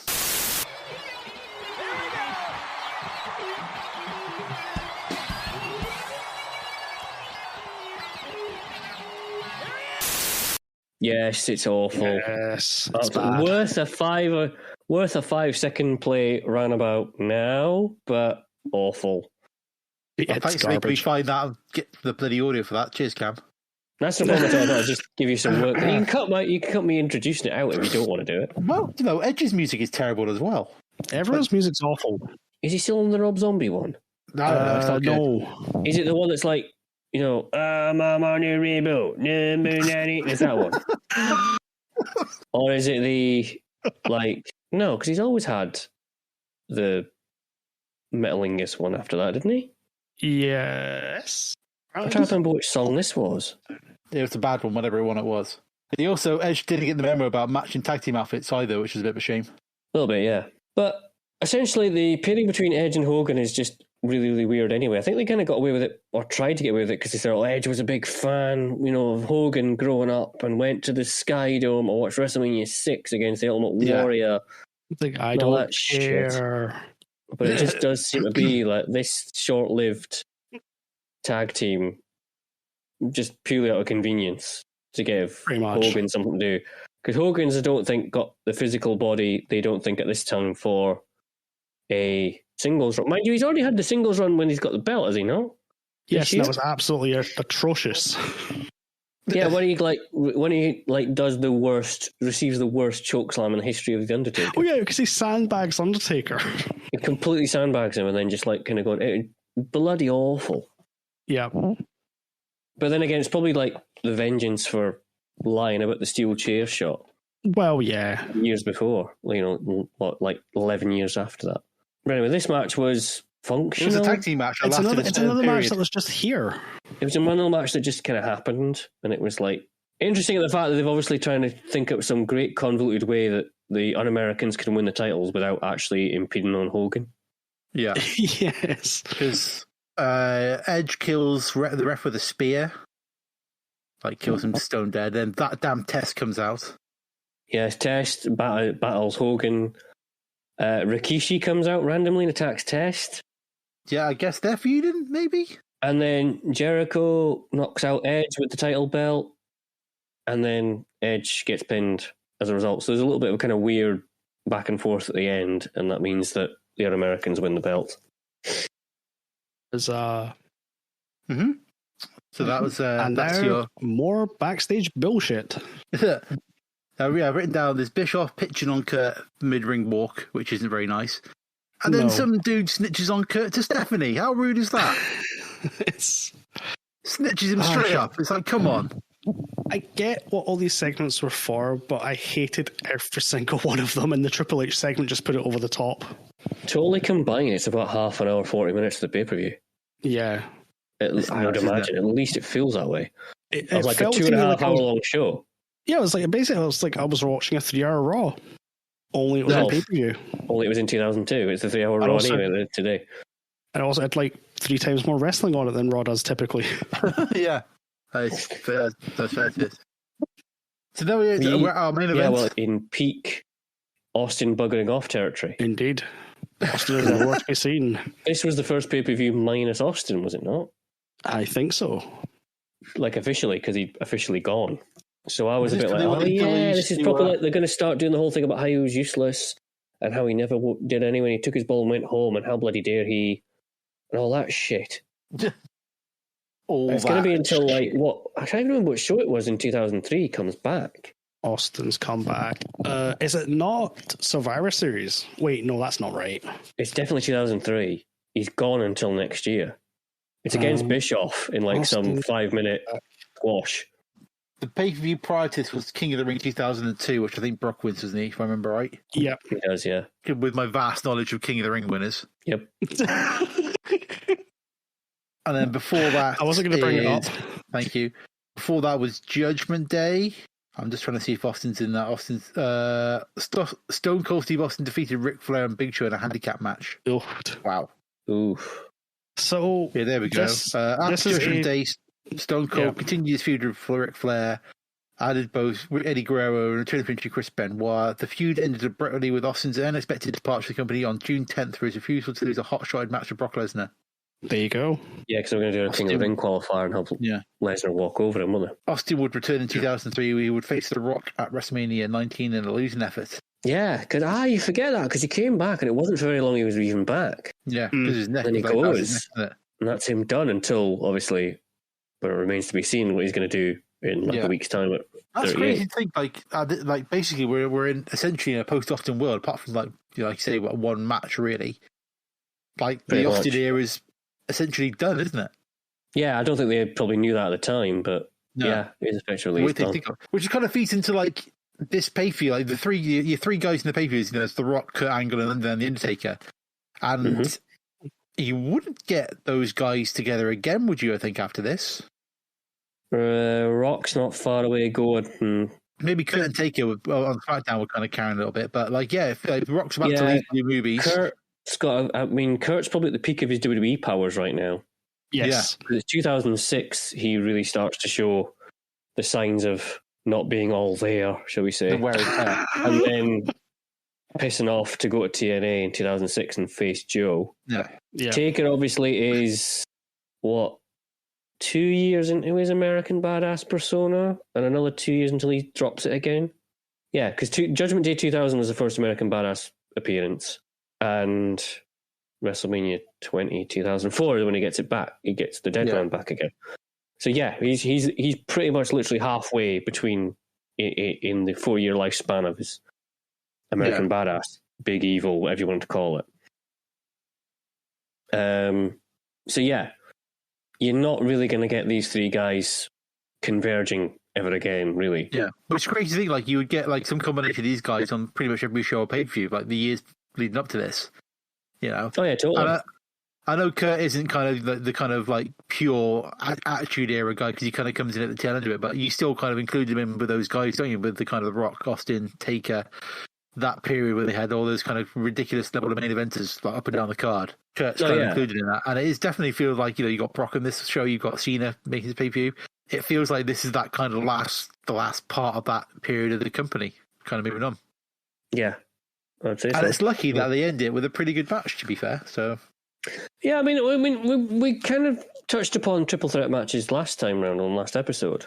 Talking about good ones.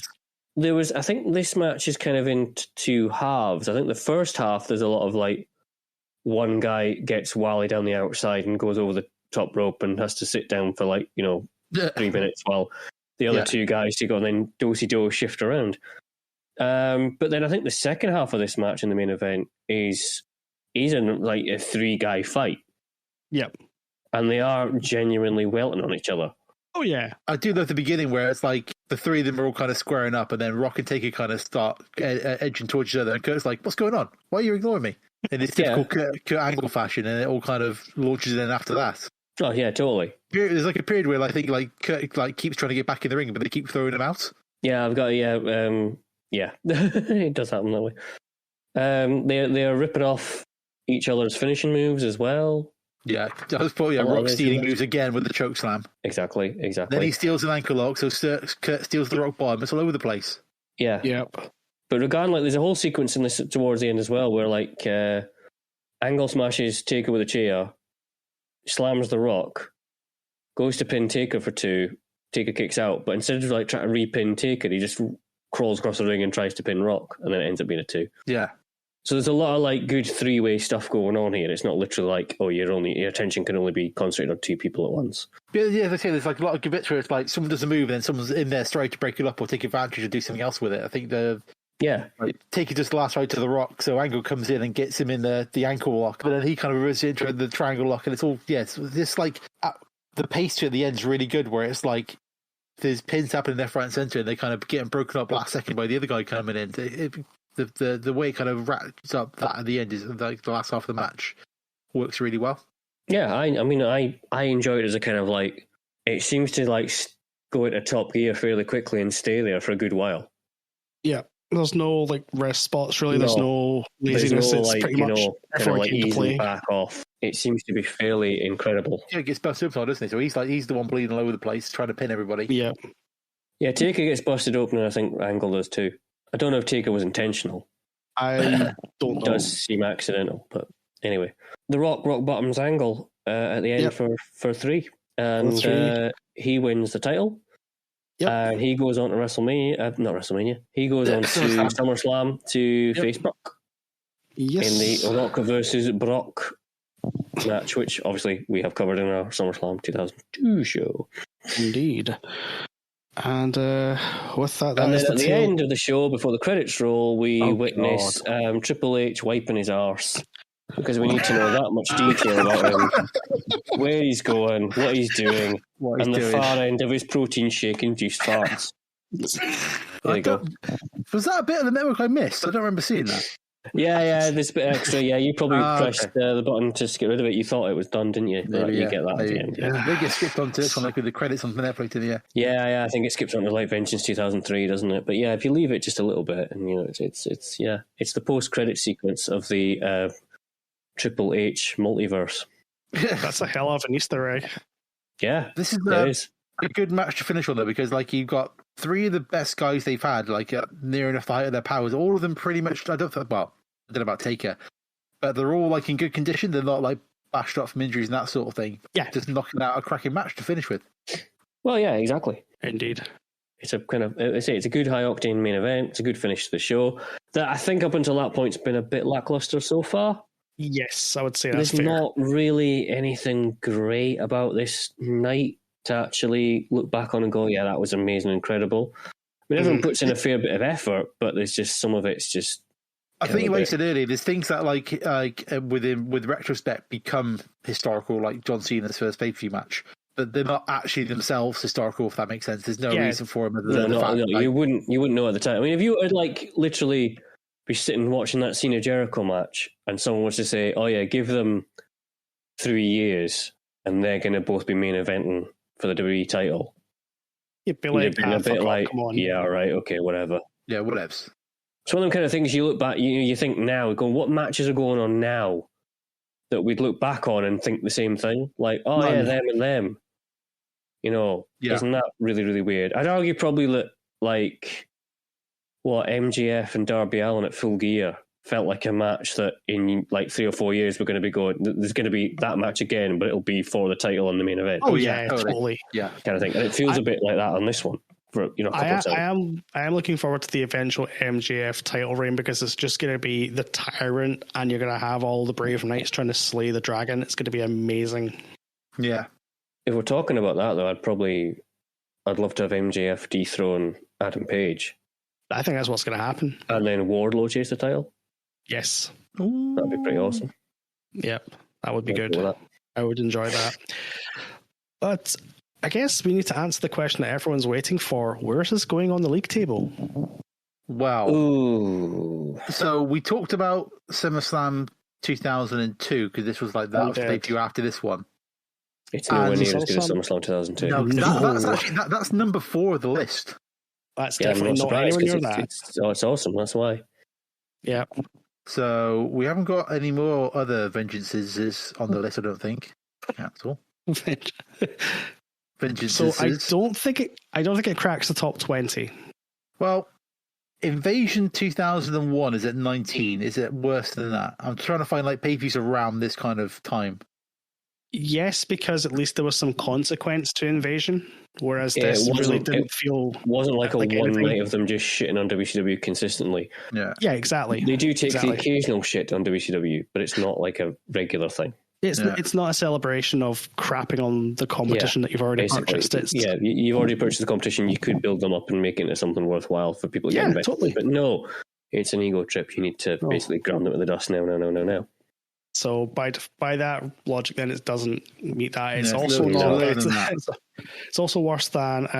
I'm kind of dropping down to SummerSlam 99. Yes, that sounds about right. I'd say it'd be around about that neck of the woods, yeah. Yep. We're thinking above and below that. SummerSlam 99, though.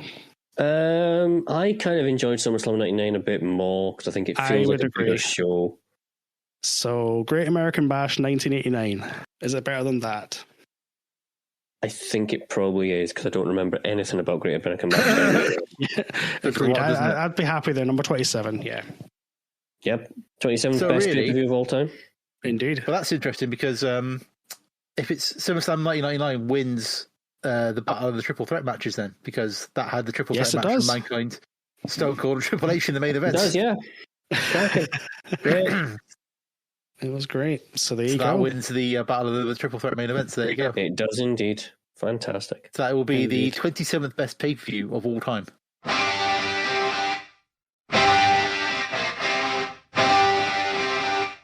We It would have been young Alan's pick this time around. However, given he is not, we've actually not addressed that. Alan's not been here this episode, in case you haven't worked it out yet. Can you refer to him by his correct PDC approved name of Hot Sauce Geordie Alan, please? Sorry, Hot Sauce Geordie Alan could not make it this evening. Therefore, he has forfeited his right to choose the next show. So, what we're going to do is we're going to go... He's going to complain he didn't know it was going to be his turn. Dear Alan, fuck you, turn up once in a while. He should have turned up, shouldn't he? Okay. So, as a result, we're going to move on to... Me and you, Ewan, we're putting like all this heat onto Cameron. Because Cameron's going to have to be the one who's going to have to literally face Alan and discuss this. Yeah, pretty much. Yeah, that'll be the thing. Yeah, well, he's not going to work tomorrow, though, so I don't care. Oh, there you go. Perfect. Just text it and job done. It'll be Wednesday before I see Alan in work, so... Oh, there you go. So, Cameron, given you were going to be next anyway, where are we going to take us next? Where are we going to go? We're not moving the bus too far, guys. Oh dear. We're not going. In fact, we're staying in the same arena. Oh, wow. Is this our first 3-time arena? Because we've done the Joe Louis arena twice now. Well, it's going to be the 3-peat. I'd like another column to the list with the arenas. We can find out what's the best in the arena now. I got to do that, am I? It's going to be a show featuring The Undertaker. Oh, okay. All right. It's going to be a show featuring Hulk Hogan as well. Okay. Yay. I'm scared. You scared? Yes. Don't know what's going on. I'm reaching the stage now where I keep thinking of shows we can do, and I have to think really, really hard. It's 8 years we've been doing this now. I have to kind of go, have we done this show before? That's terrifying to think about. Yeah, terrifying. I'm really hoping I'm not going to say this with great fanfare, and you're both going to go, we've done it before. All right, go on. What is it? Survivor Series 1991, the infamous steel chair tombstone. I'm pretty sure we haven't done that. I don't think we've done it.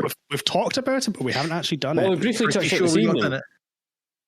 Oh my god, the gravest challenge. Yes. What a time that is.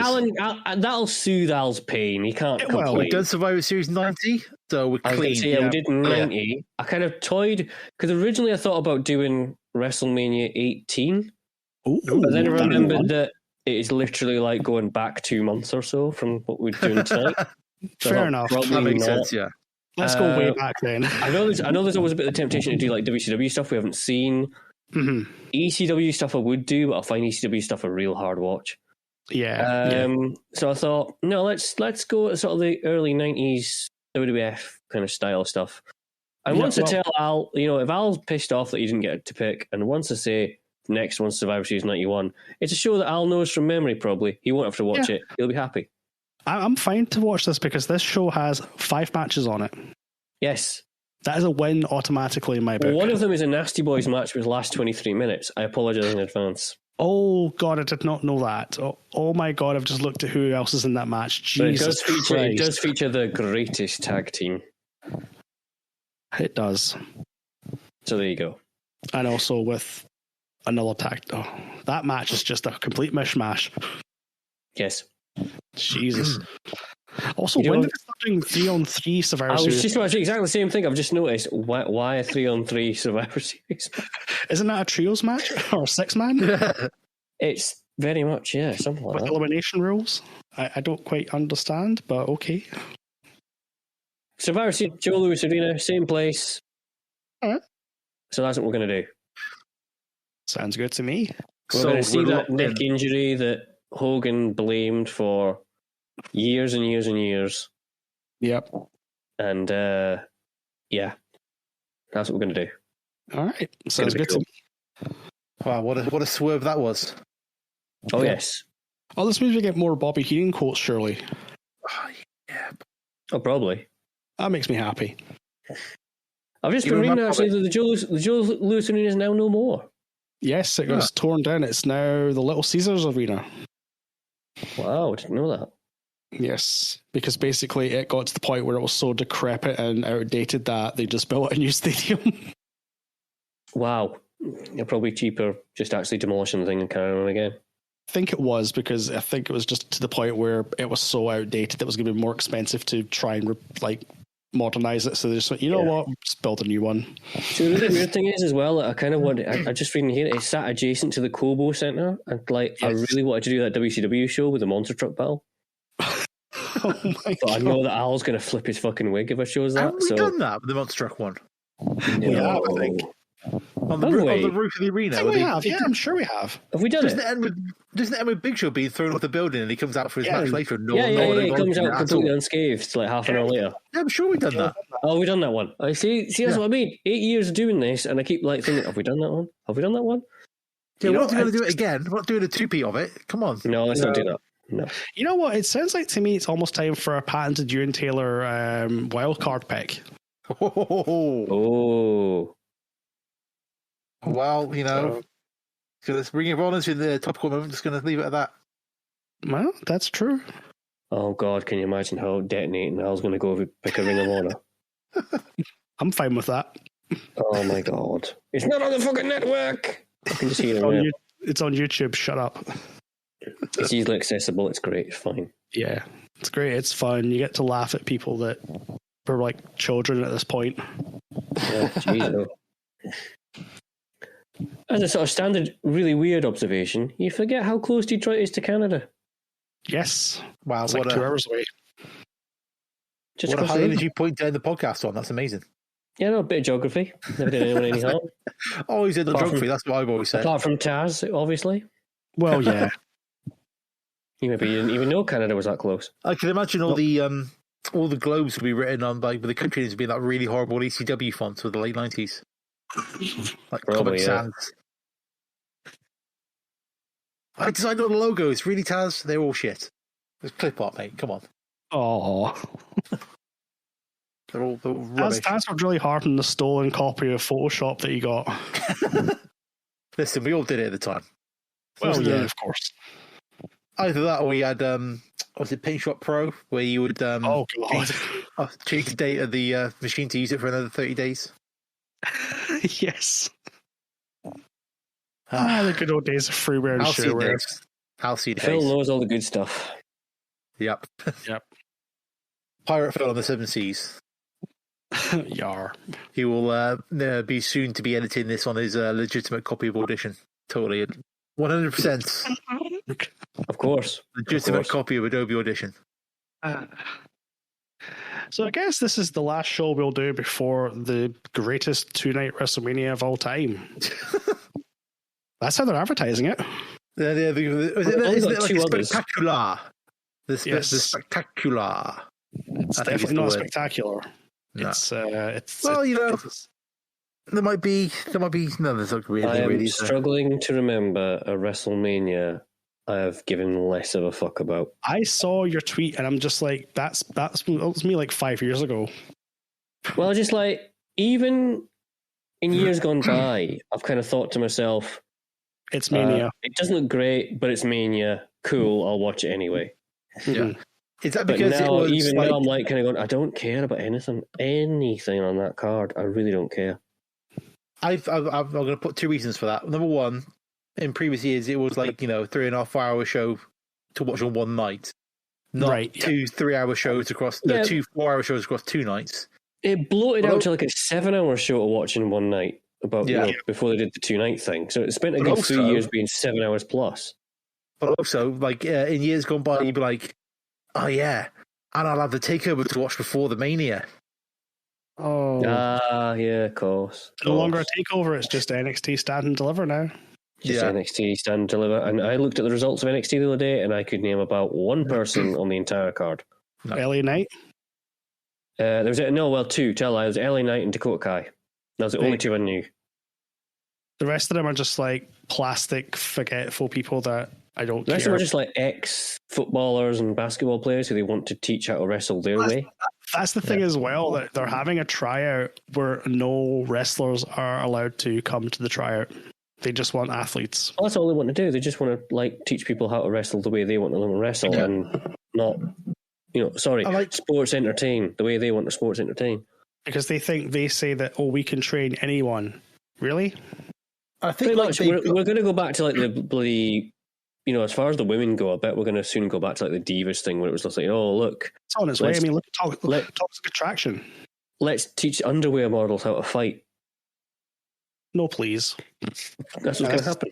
This is the company who did the women's evolution for 3 months till it fell out of fashion. Yeah, who did like a female-only pay-per-view like 4 years ago that they'll never do a sequel to. Nope.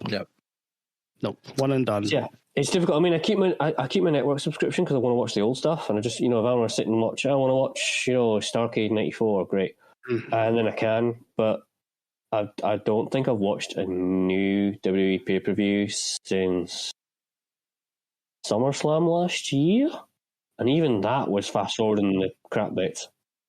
I've not watched a whole one. I think I watched... I feel like one of their recent pay-per-views. But I completely forgot what it is, so I can't remember what it... You know, it's completely gone out of my memory, so who knows what it was. That says it all. Because it's just not... It's just quite sad. I'm just not interested. I'm reading... I read John Moxley's book because it arrived out of nowhere end of last month. I have that now. I'm probably going to start that for the weekend, I think. And it did make me kind of really nostalgic for that kind of 2014-15 kind of period where you had the rise of Daniel Bryan and the Shield cutting about and the Wyatt family and stuff. Yeah. Like, it was good. It was good. You know, it was. And it always just seems like, yeah.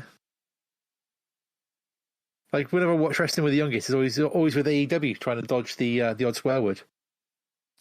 Well, yeah. MJF talking to you, dropping that F-bomb in the middle of that match. Well, yeah. But which is brilliant, but that's not the point. My investment in AEW is rewarded. Yes. Yeah. Because I have there's these different characters, and I can get behind these characters, and you know, there are matches in AEW that I'm watching, kind of going, I don't really mind who wins this, but I'm still entertained by it. Yeah. Like the main event of Revolution, I didn't really mind who won. I didn't really mind if Adam Cole had won that title. I'd have been like, that's pretty cool. You know, I mean, Adam Cole dressed as Master Chief Saga immediately got a tick for me. Yeah, exactly. But it's just like now it's. But when WWE, I mean, your biggest example in recent years is Drew McIntyre. Yep. 2 years ago, he won the Rumble, and he goes on and faces Lesnar. He kind of gets robbed out of his babyface pop moment in front of a crowd because of COVID. And like, what did he do last year at Mania? It was him and Bobby Lashley, wasn't it? Yes. I think so. Now it's going to be him and Baron fucking Corbin. Yep. Happy Corbin, get it right. Sorry, Happy Corbin. How did they fuck that up? Because it's WWE. Because Drew kept that title through most of that early stage of that first year of the pandemic. Yep, during the first year of the Thunderdome. Yeah, and Thunderdome and all that kind of stuff, and blah blah blah blah blah. Same thing happened to Bayley last year. Like Bayley and Sasha Banks carried that, you know, arguably carried like a lot of those shows when they were the role models and they had all the belts. And that Hell in a Cell match between the two. She didn't get anything from the last WrestleMania, did she? She was just off the card completely. She's off the card completely, and she's still injured. Yeah, still coming back from the injury, I think. She's still injured. They've got Alexa Bliss doing fuck all. Yep. But they'll find him on a card for fucking Johnny Knoxville and fucking Logan Paul for a second year running. Yeah. Mm-hmm. Although, right, you do badmouth the whole Johnny Knoxville thing, and it is stupid. But the whole thing with him posting Sami Zayn's phone number across like the sky of LA is made for some Twitter gold. Oh yeah. Have you seen this? Yeah, but that's like it's a feud played out on Twitter. Yeah, no, I completely understand what you're getting at. It's brilliant, but then whenever I see like Sami Zayn tweeting, "For God's sake, will you just stop it?" in bottle capitals, I laugh for like a good 2 minutes. Well, yeah, the occasional ones like, I'm in hell. Yeah. So like, yeah, but I can't deny that it's brilliant, but you don't want it to be taken up like space on the card where you could be having like a proper match. Yeah, exactly. Yeah. And it's just I feel see they've got these people, and you know that after WrestleMania there's going to be the annual WrestleMania clear out. Sure. And it's going to be clear out though. Come on. Yeah, but you're looking at names out. They'll find a fucking way. If they got rid of Bray, my whole thing at the minute is if they got rid of Bray Wyatt, they'll get rid of anyone. Correct. Yeah. You know what I mean? Because Bray had the mind and the character, and was never really given anything like a chance to actually go with that. The minute that Bray Wyatt gets told to drop the title to Goldberg, then that's just why bother? And you'll get like, I don't give a fuck about Roman Reigns really at the minute. I don't give a fuck about a board of Brock Lesnar. Yep. They kind of like him coming back and being the kind of cocky cowboy hat wearing dude. They just kind of ran that into the ground in about 2 weeks, which was a shame. Because you're producing 15 hours a week of wrestling shows, ideas get burnt up in the sun. Yeah. And now the latest thing is, right, let's get people from Raw on NXT because NXT needs all the help it can get. You could like develop your characters that you've got over there already without having to parachute in people. But you know, this is what they feel they need, and it needs to be a legitimate brand, so we need to have the Miz or Dolph Ziggler turn up in it. It was, and it provided something of an alternative to the more sort of like zany story based shite that was going on Raw and SmackDown. Yeah, but it's not even that anymore. Nope, and now it's just a sort of weird halfway house. Yeah, and it's just like, and again, it's all these people like, and this. If it's anything like last year, it'll be like, oh, you've got like 2 matches to impress everyone, otherwise you're out on your ear. Yep. It's like Hit Row. Had 2 weeks on SmackDown? Yep. And then they went. Oh, they were on their way to film an advert for the company, and they were like, "Oh yeah, you're gone." Yeah, that sounds about right. It was just, it's terrible. I can't invest my time in anyone in the WWE right now because they'll probably be gone by next week. Yeah, that's it. That's the thing. And I know people say, oh, AEW is just hiring everyone and anyone. And yeah, there was a period of time where they seemed to be signing everyone, but every single person they sign, there's a clear plan of what they want to do. It might not be immediate, but there's always the little breadcrumbs. You always get something. It's not just, why is this person here? Well, maybe this week they're only just doing this little thing, but then in a few weeks' time, a bigger thing happens, and a bigger thing happens, and we're coming to a pay-per-view. Yeah. Okay, we've got 6 weeks. Then it ramps up, and it ramps up to the point you get to the pay-per-view, and you really want to see this match happening because it's been given the time to breathe, and it's been given the time to develop. Yeah, and they're quite good at cycling people in and out of the company. So, like, we've not had Miro on TV since before Christmas. Yep. And you've not missed him because obviously people come in and fill that gap, and it's not a bad thing. It's just giving him time to rest, recuperate, and he can come back, have like a good kind of 6 months with a big meaty storyline, while somebody else kind of takes a bit of a background, turn. I mean, I've already got a few people in my head. Miro versus Keith Lee, the Redeemer against Limitless. Yeah. I mean, that'd be incredible. I mean, I think the AEW... The Limitless Redeemers, team them up. There you go. Ooh. Big beefy boys on the belts. Yeah, I'd take that. The AEW signing XWF guys, I would accept as an argument if they were doing what TNA used to do. Yes. And signing XWE people and then pushing them to the moon and giving them a world title. Yeah. If they'd I don't know, I feel really bad. Nothing against the guy, but he's the first example I can pick. If they'd have picked, signed Mojo Rawley and then were sticking him in the main event, a month later, then they're just signing WWE guys just because they're WWE guys. Yep. They're signing folk. There's this kind of transitional thing at the minute in AEW. And I feel that, this morning the news broke that Joey Janela is gone from AEW. Yep. Right. He's not renewing his contract. Because a lot of the 3-year contracts that AEW initially gave out are now expiring. Which is wild because think about it, we're now 3 years into AEW. What a 3 years it's been. Exactly, yeah, they've made such big strides in that 3 years.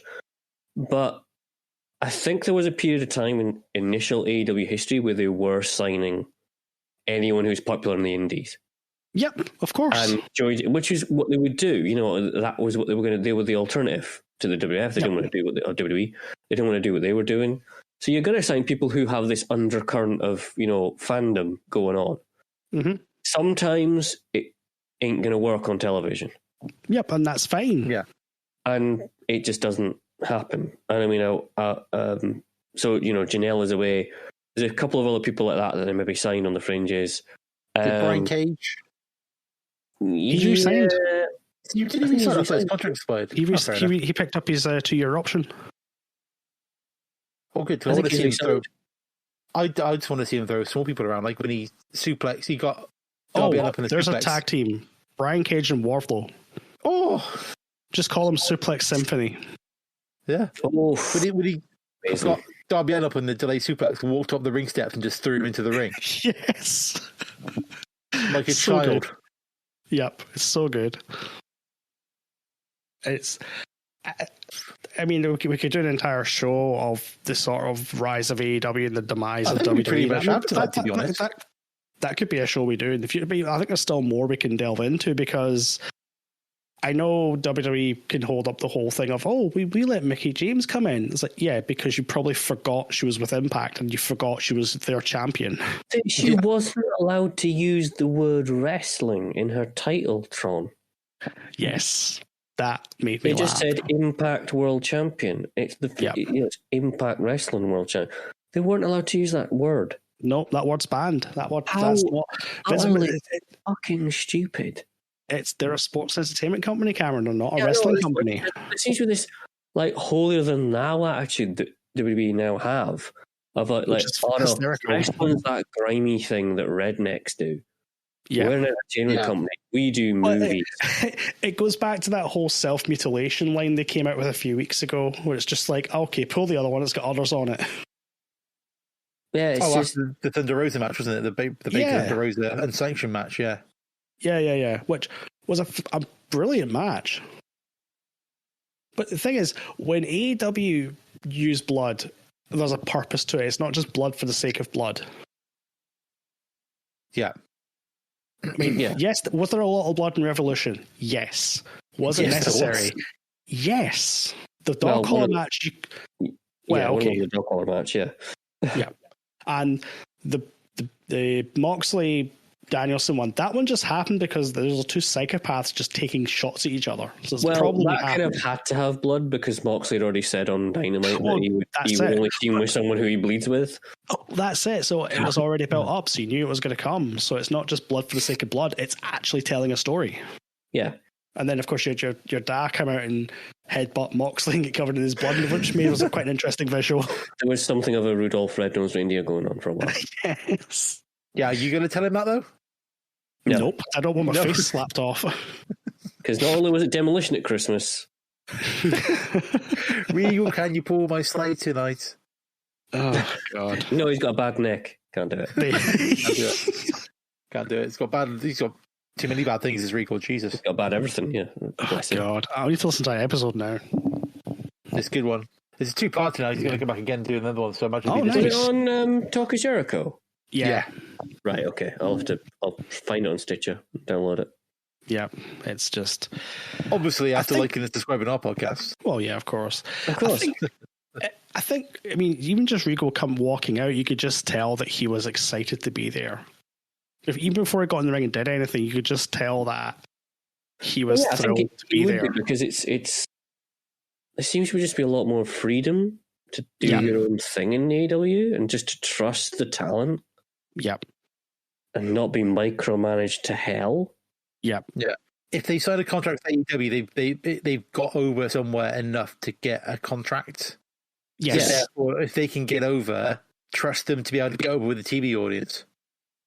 Yeah. I think that might not always work, but they need that. They give them that chance to try and get. Give them the chance. Yeah. The contrast in that would be Malachi Black would be the ideal example of it. Oh God. Because he was always told in interviews after he signed the fact that apparently WWE in the later stages would just give him these long promos in English. And whilst the guy can obviously speak English, his argument was that he thinks in Dutch. Yeah. Yeah. So it's really hard for him to memorize English stuff because he's always thinking in Dutch. Just talking about Malachi Black, I remember right at the start you were talking about you were looking forward to see what's happening, and obviously the face paint evolving over time. That's just another example of paying attention. Yeah. If you're paying attention, paying off, because as his face is becoming more and more black, his group is becoming more and more powerful. I mean, for crying out loud, look at Brody King, for Christ's sake. The man is a tank. Brody King, Buddy Murphy, whoever next. Apparently, Julia Hart next. That would make sense because she did get the. It's going to sort of root from that. Apparently, that's her. That makes sense. Being taken over. I mean, they tried it with Penta and it just got Penta Obscure out, so that makes sense. Yeah, that was just... Yeah, I think that translates as Penta with a shovel, doesn't it, I think? Something like that. It's like Dark Penta, I think, or something it was. I don't know. I had to Google it, and it seems really obvious when you say it's obscure. Oh, okay. As in strange. Yeah. That makes perfect sense. Penta Obscure. There you go. But that's the thing, you're rewarded for not as much. I say putting the time in, that doesn't make sense because it's not like you have to work with it. It's just watch the TV and let things happen. Yeah. That's what I mean. I just so the upshot of this really long post-credit sequence is the fact that it's I find AEW far more rewarding to watch. Agreed. Yeah. And it's also it's only 3 hours a week. And like, if you want to watch Dark and Dark Elevation, great. But for most people, myself included, I'll watch Rampage and I'll watch Dynamite. So it's all I have to do is 3 hours. Yep. And in that 3 hours, I'm rewarded multiple times. Yeah. Yep. It's just great. Whereas WWE just seems like a grind. And when it comes to pay-per-views, there's no second thought. I already know I'm buying it because I know I'm going to get my money's worth. Oh, yeah. I'll slam down 20 quid as soon as it comes on the Fight TV app. Yeah. You know, I think I paid for Revolution when there was about 2 matches on the card. I think I did the same thing as well because I trust I'm going to get the value for my money because I know when it comes to those 4 pay-per-views a year, I know that is where the big stuff's going to happen. Obviously, they have things like, they have this week on Dynamite for crying out loud was a special show, but they have these sort of like special in between episodes of Impact, but it sits Dynamite, but at the same time, it's just an episode of Dynamite. The Clash of Champions was on TV, wasn't it? It's almost like that, isn't it? Where it's like special. Yeah, similar idea. Yeah. Or like the In Your House stuff, where it's like an expanded show, isn't it? Although I was disappointed when they did on the St. Patrick's Day Slam, they didn't have a green cage. That was in the graphic for the thing. I was like, they better have a green cage. Keep the theme going, but no, didn't do it. Nah. That'd be for Wardlow. That'd be for Wardlow. Yeah, we've been all over the place this episode. We've been doing a lot of modern stuff as well. Al would have flipped his wig. Because there's no Al to go, right, we're finishing now. All right, guys. No, I'll go, come on, we've been half an hour, we've not even done one match. We've got to go eat my pizza. His pizza first. I reckon Al, when he leaves the pub, is going to order some form of kebab and chips with a can of Fanta. Okay, I'll ask. Please check and see if my connection to Al is still there. A kebab and chips. Yeah. And a can of Fanta. Yeah. Okay. I don't know if Fanta's a kebab drink. Yeah, but it's an Al drink though, isn't it? That's the thing. I've never had a kebab in my life to know. Really? Oh, okay. Nope, never had a kebab. Also, you're talking to Alan, who is a man who will eat tin steak. That's quite grim. All bets are off. All bets are off. Wow, on that bombshell. Yes. On that bombshell, we probably better Hot Sauce, tin steak Geordie Allen. Tin steak Geordie Allen. Tin steak Geordie Allen. That works well, doesn't it? Jesus. Yeah. Ten Steaks is an indie title there when you get signed to the big company. Yeah, that's when he comes up to Raw. He's become Tin Steak. Comes out like Maximum covered in silver. He just comes out dressed as a can of Spam.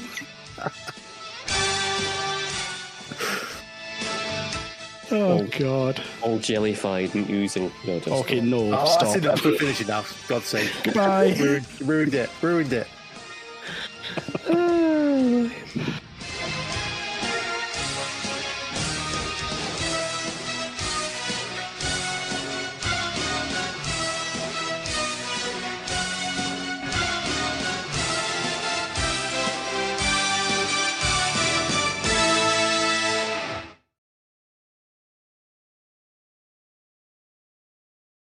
So, t-shirt update. They don't do the t-shirt. Okay, right. They do 2 versions of the t-shirt. Oh my God. There's a plain one called MJF Meet and Greet, which is just a photo, and there's another one. Yeah. And there's another one called MJF Meet and Greet brackets blood variant, which has got the blood handprint on it and all sorts. Surely you just looked like you hadn't washed.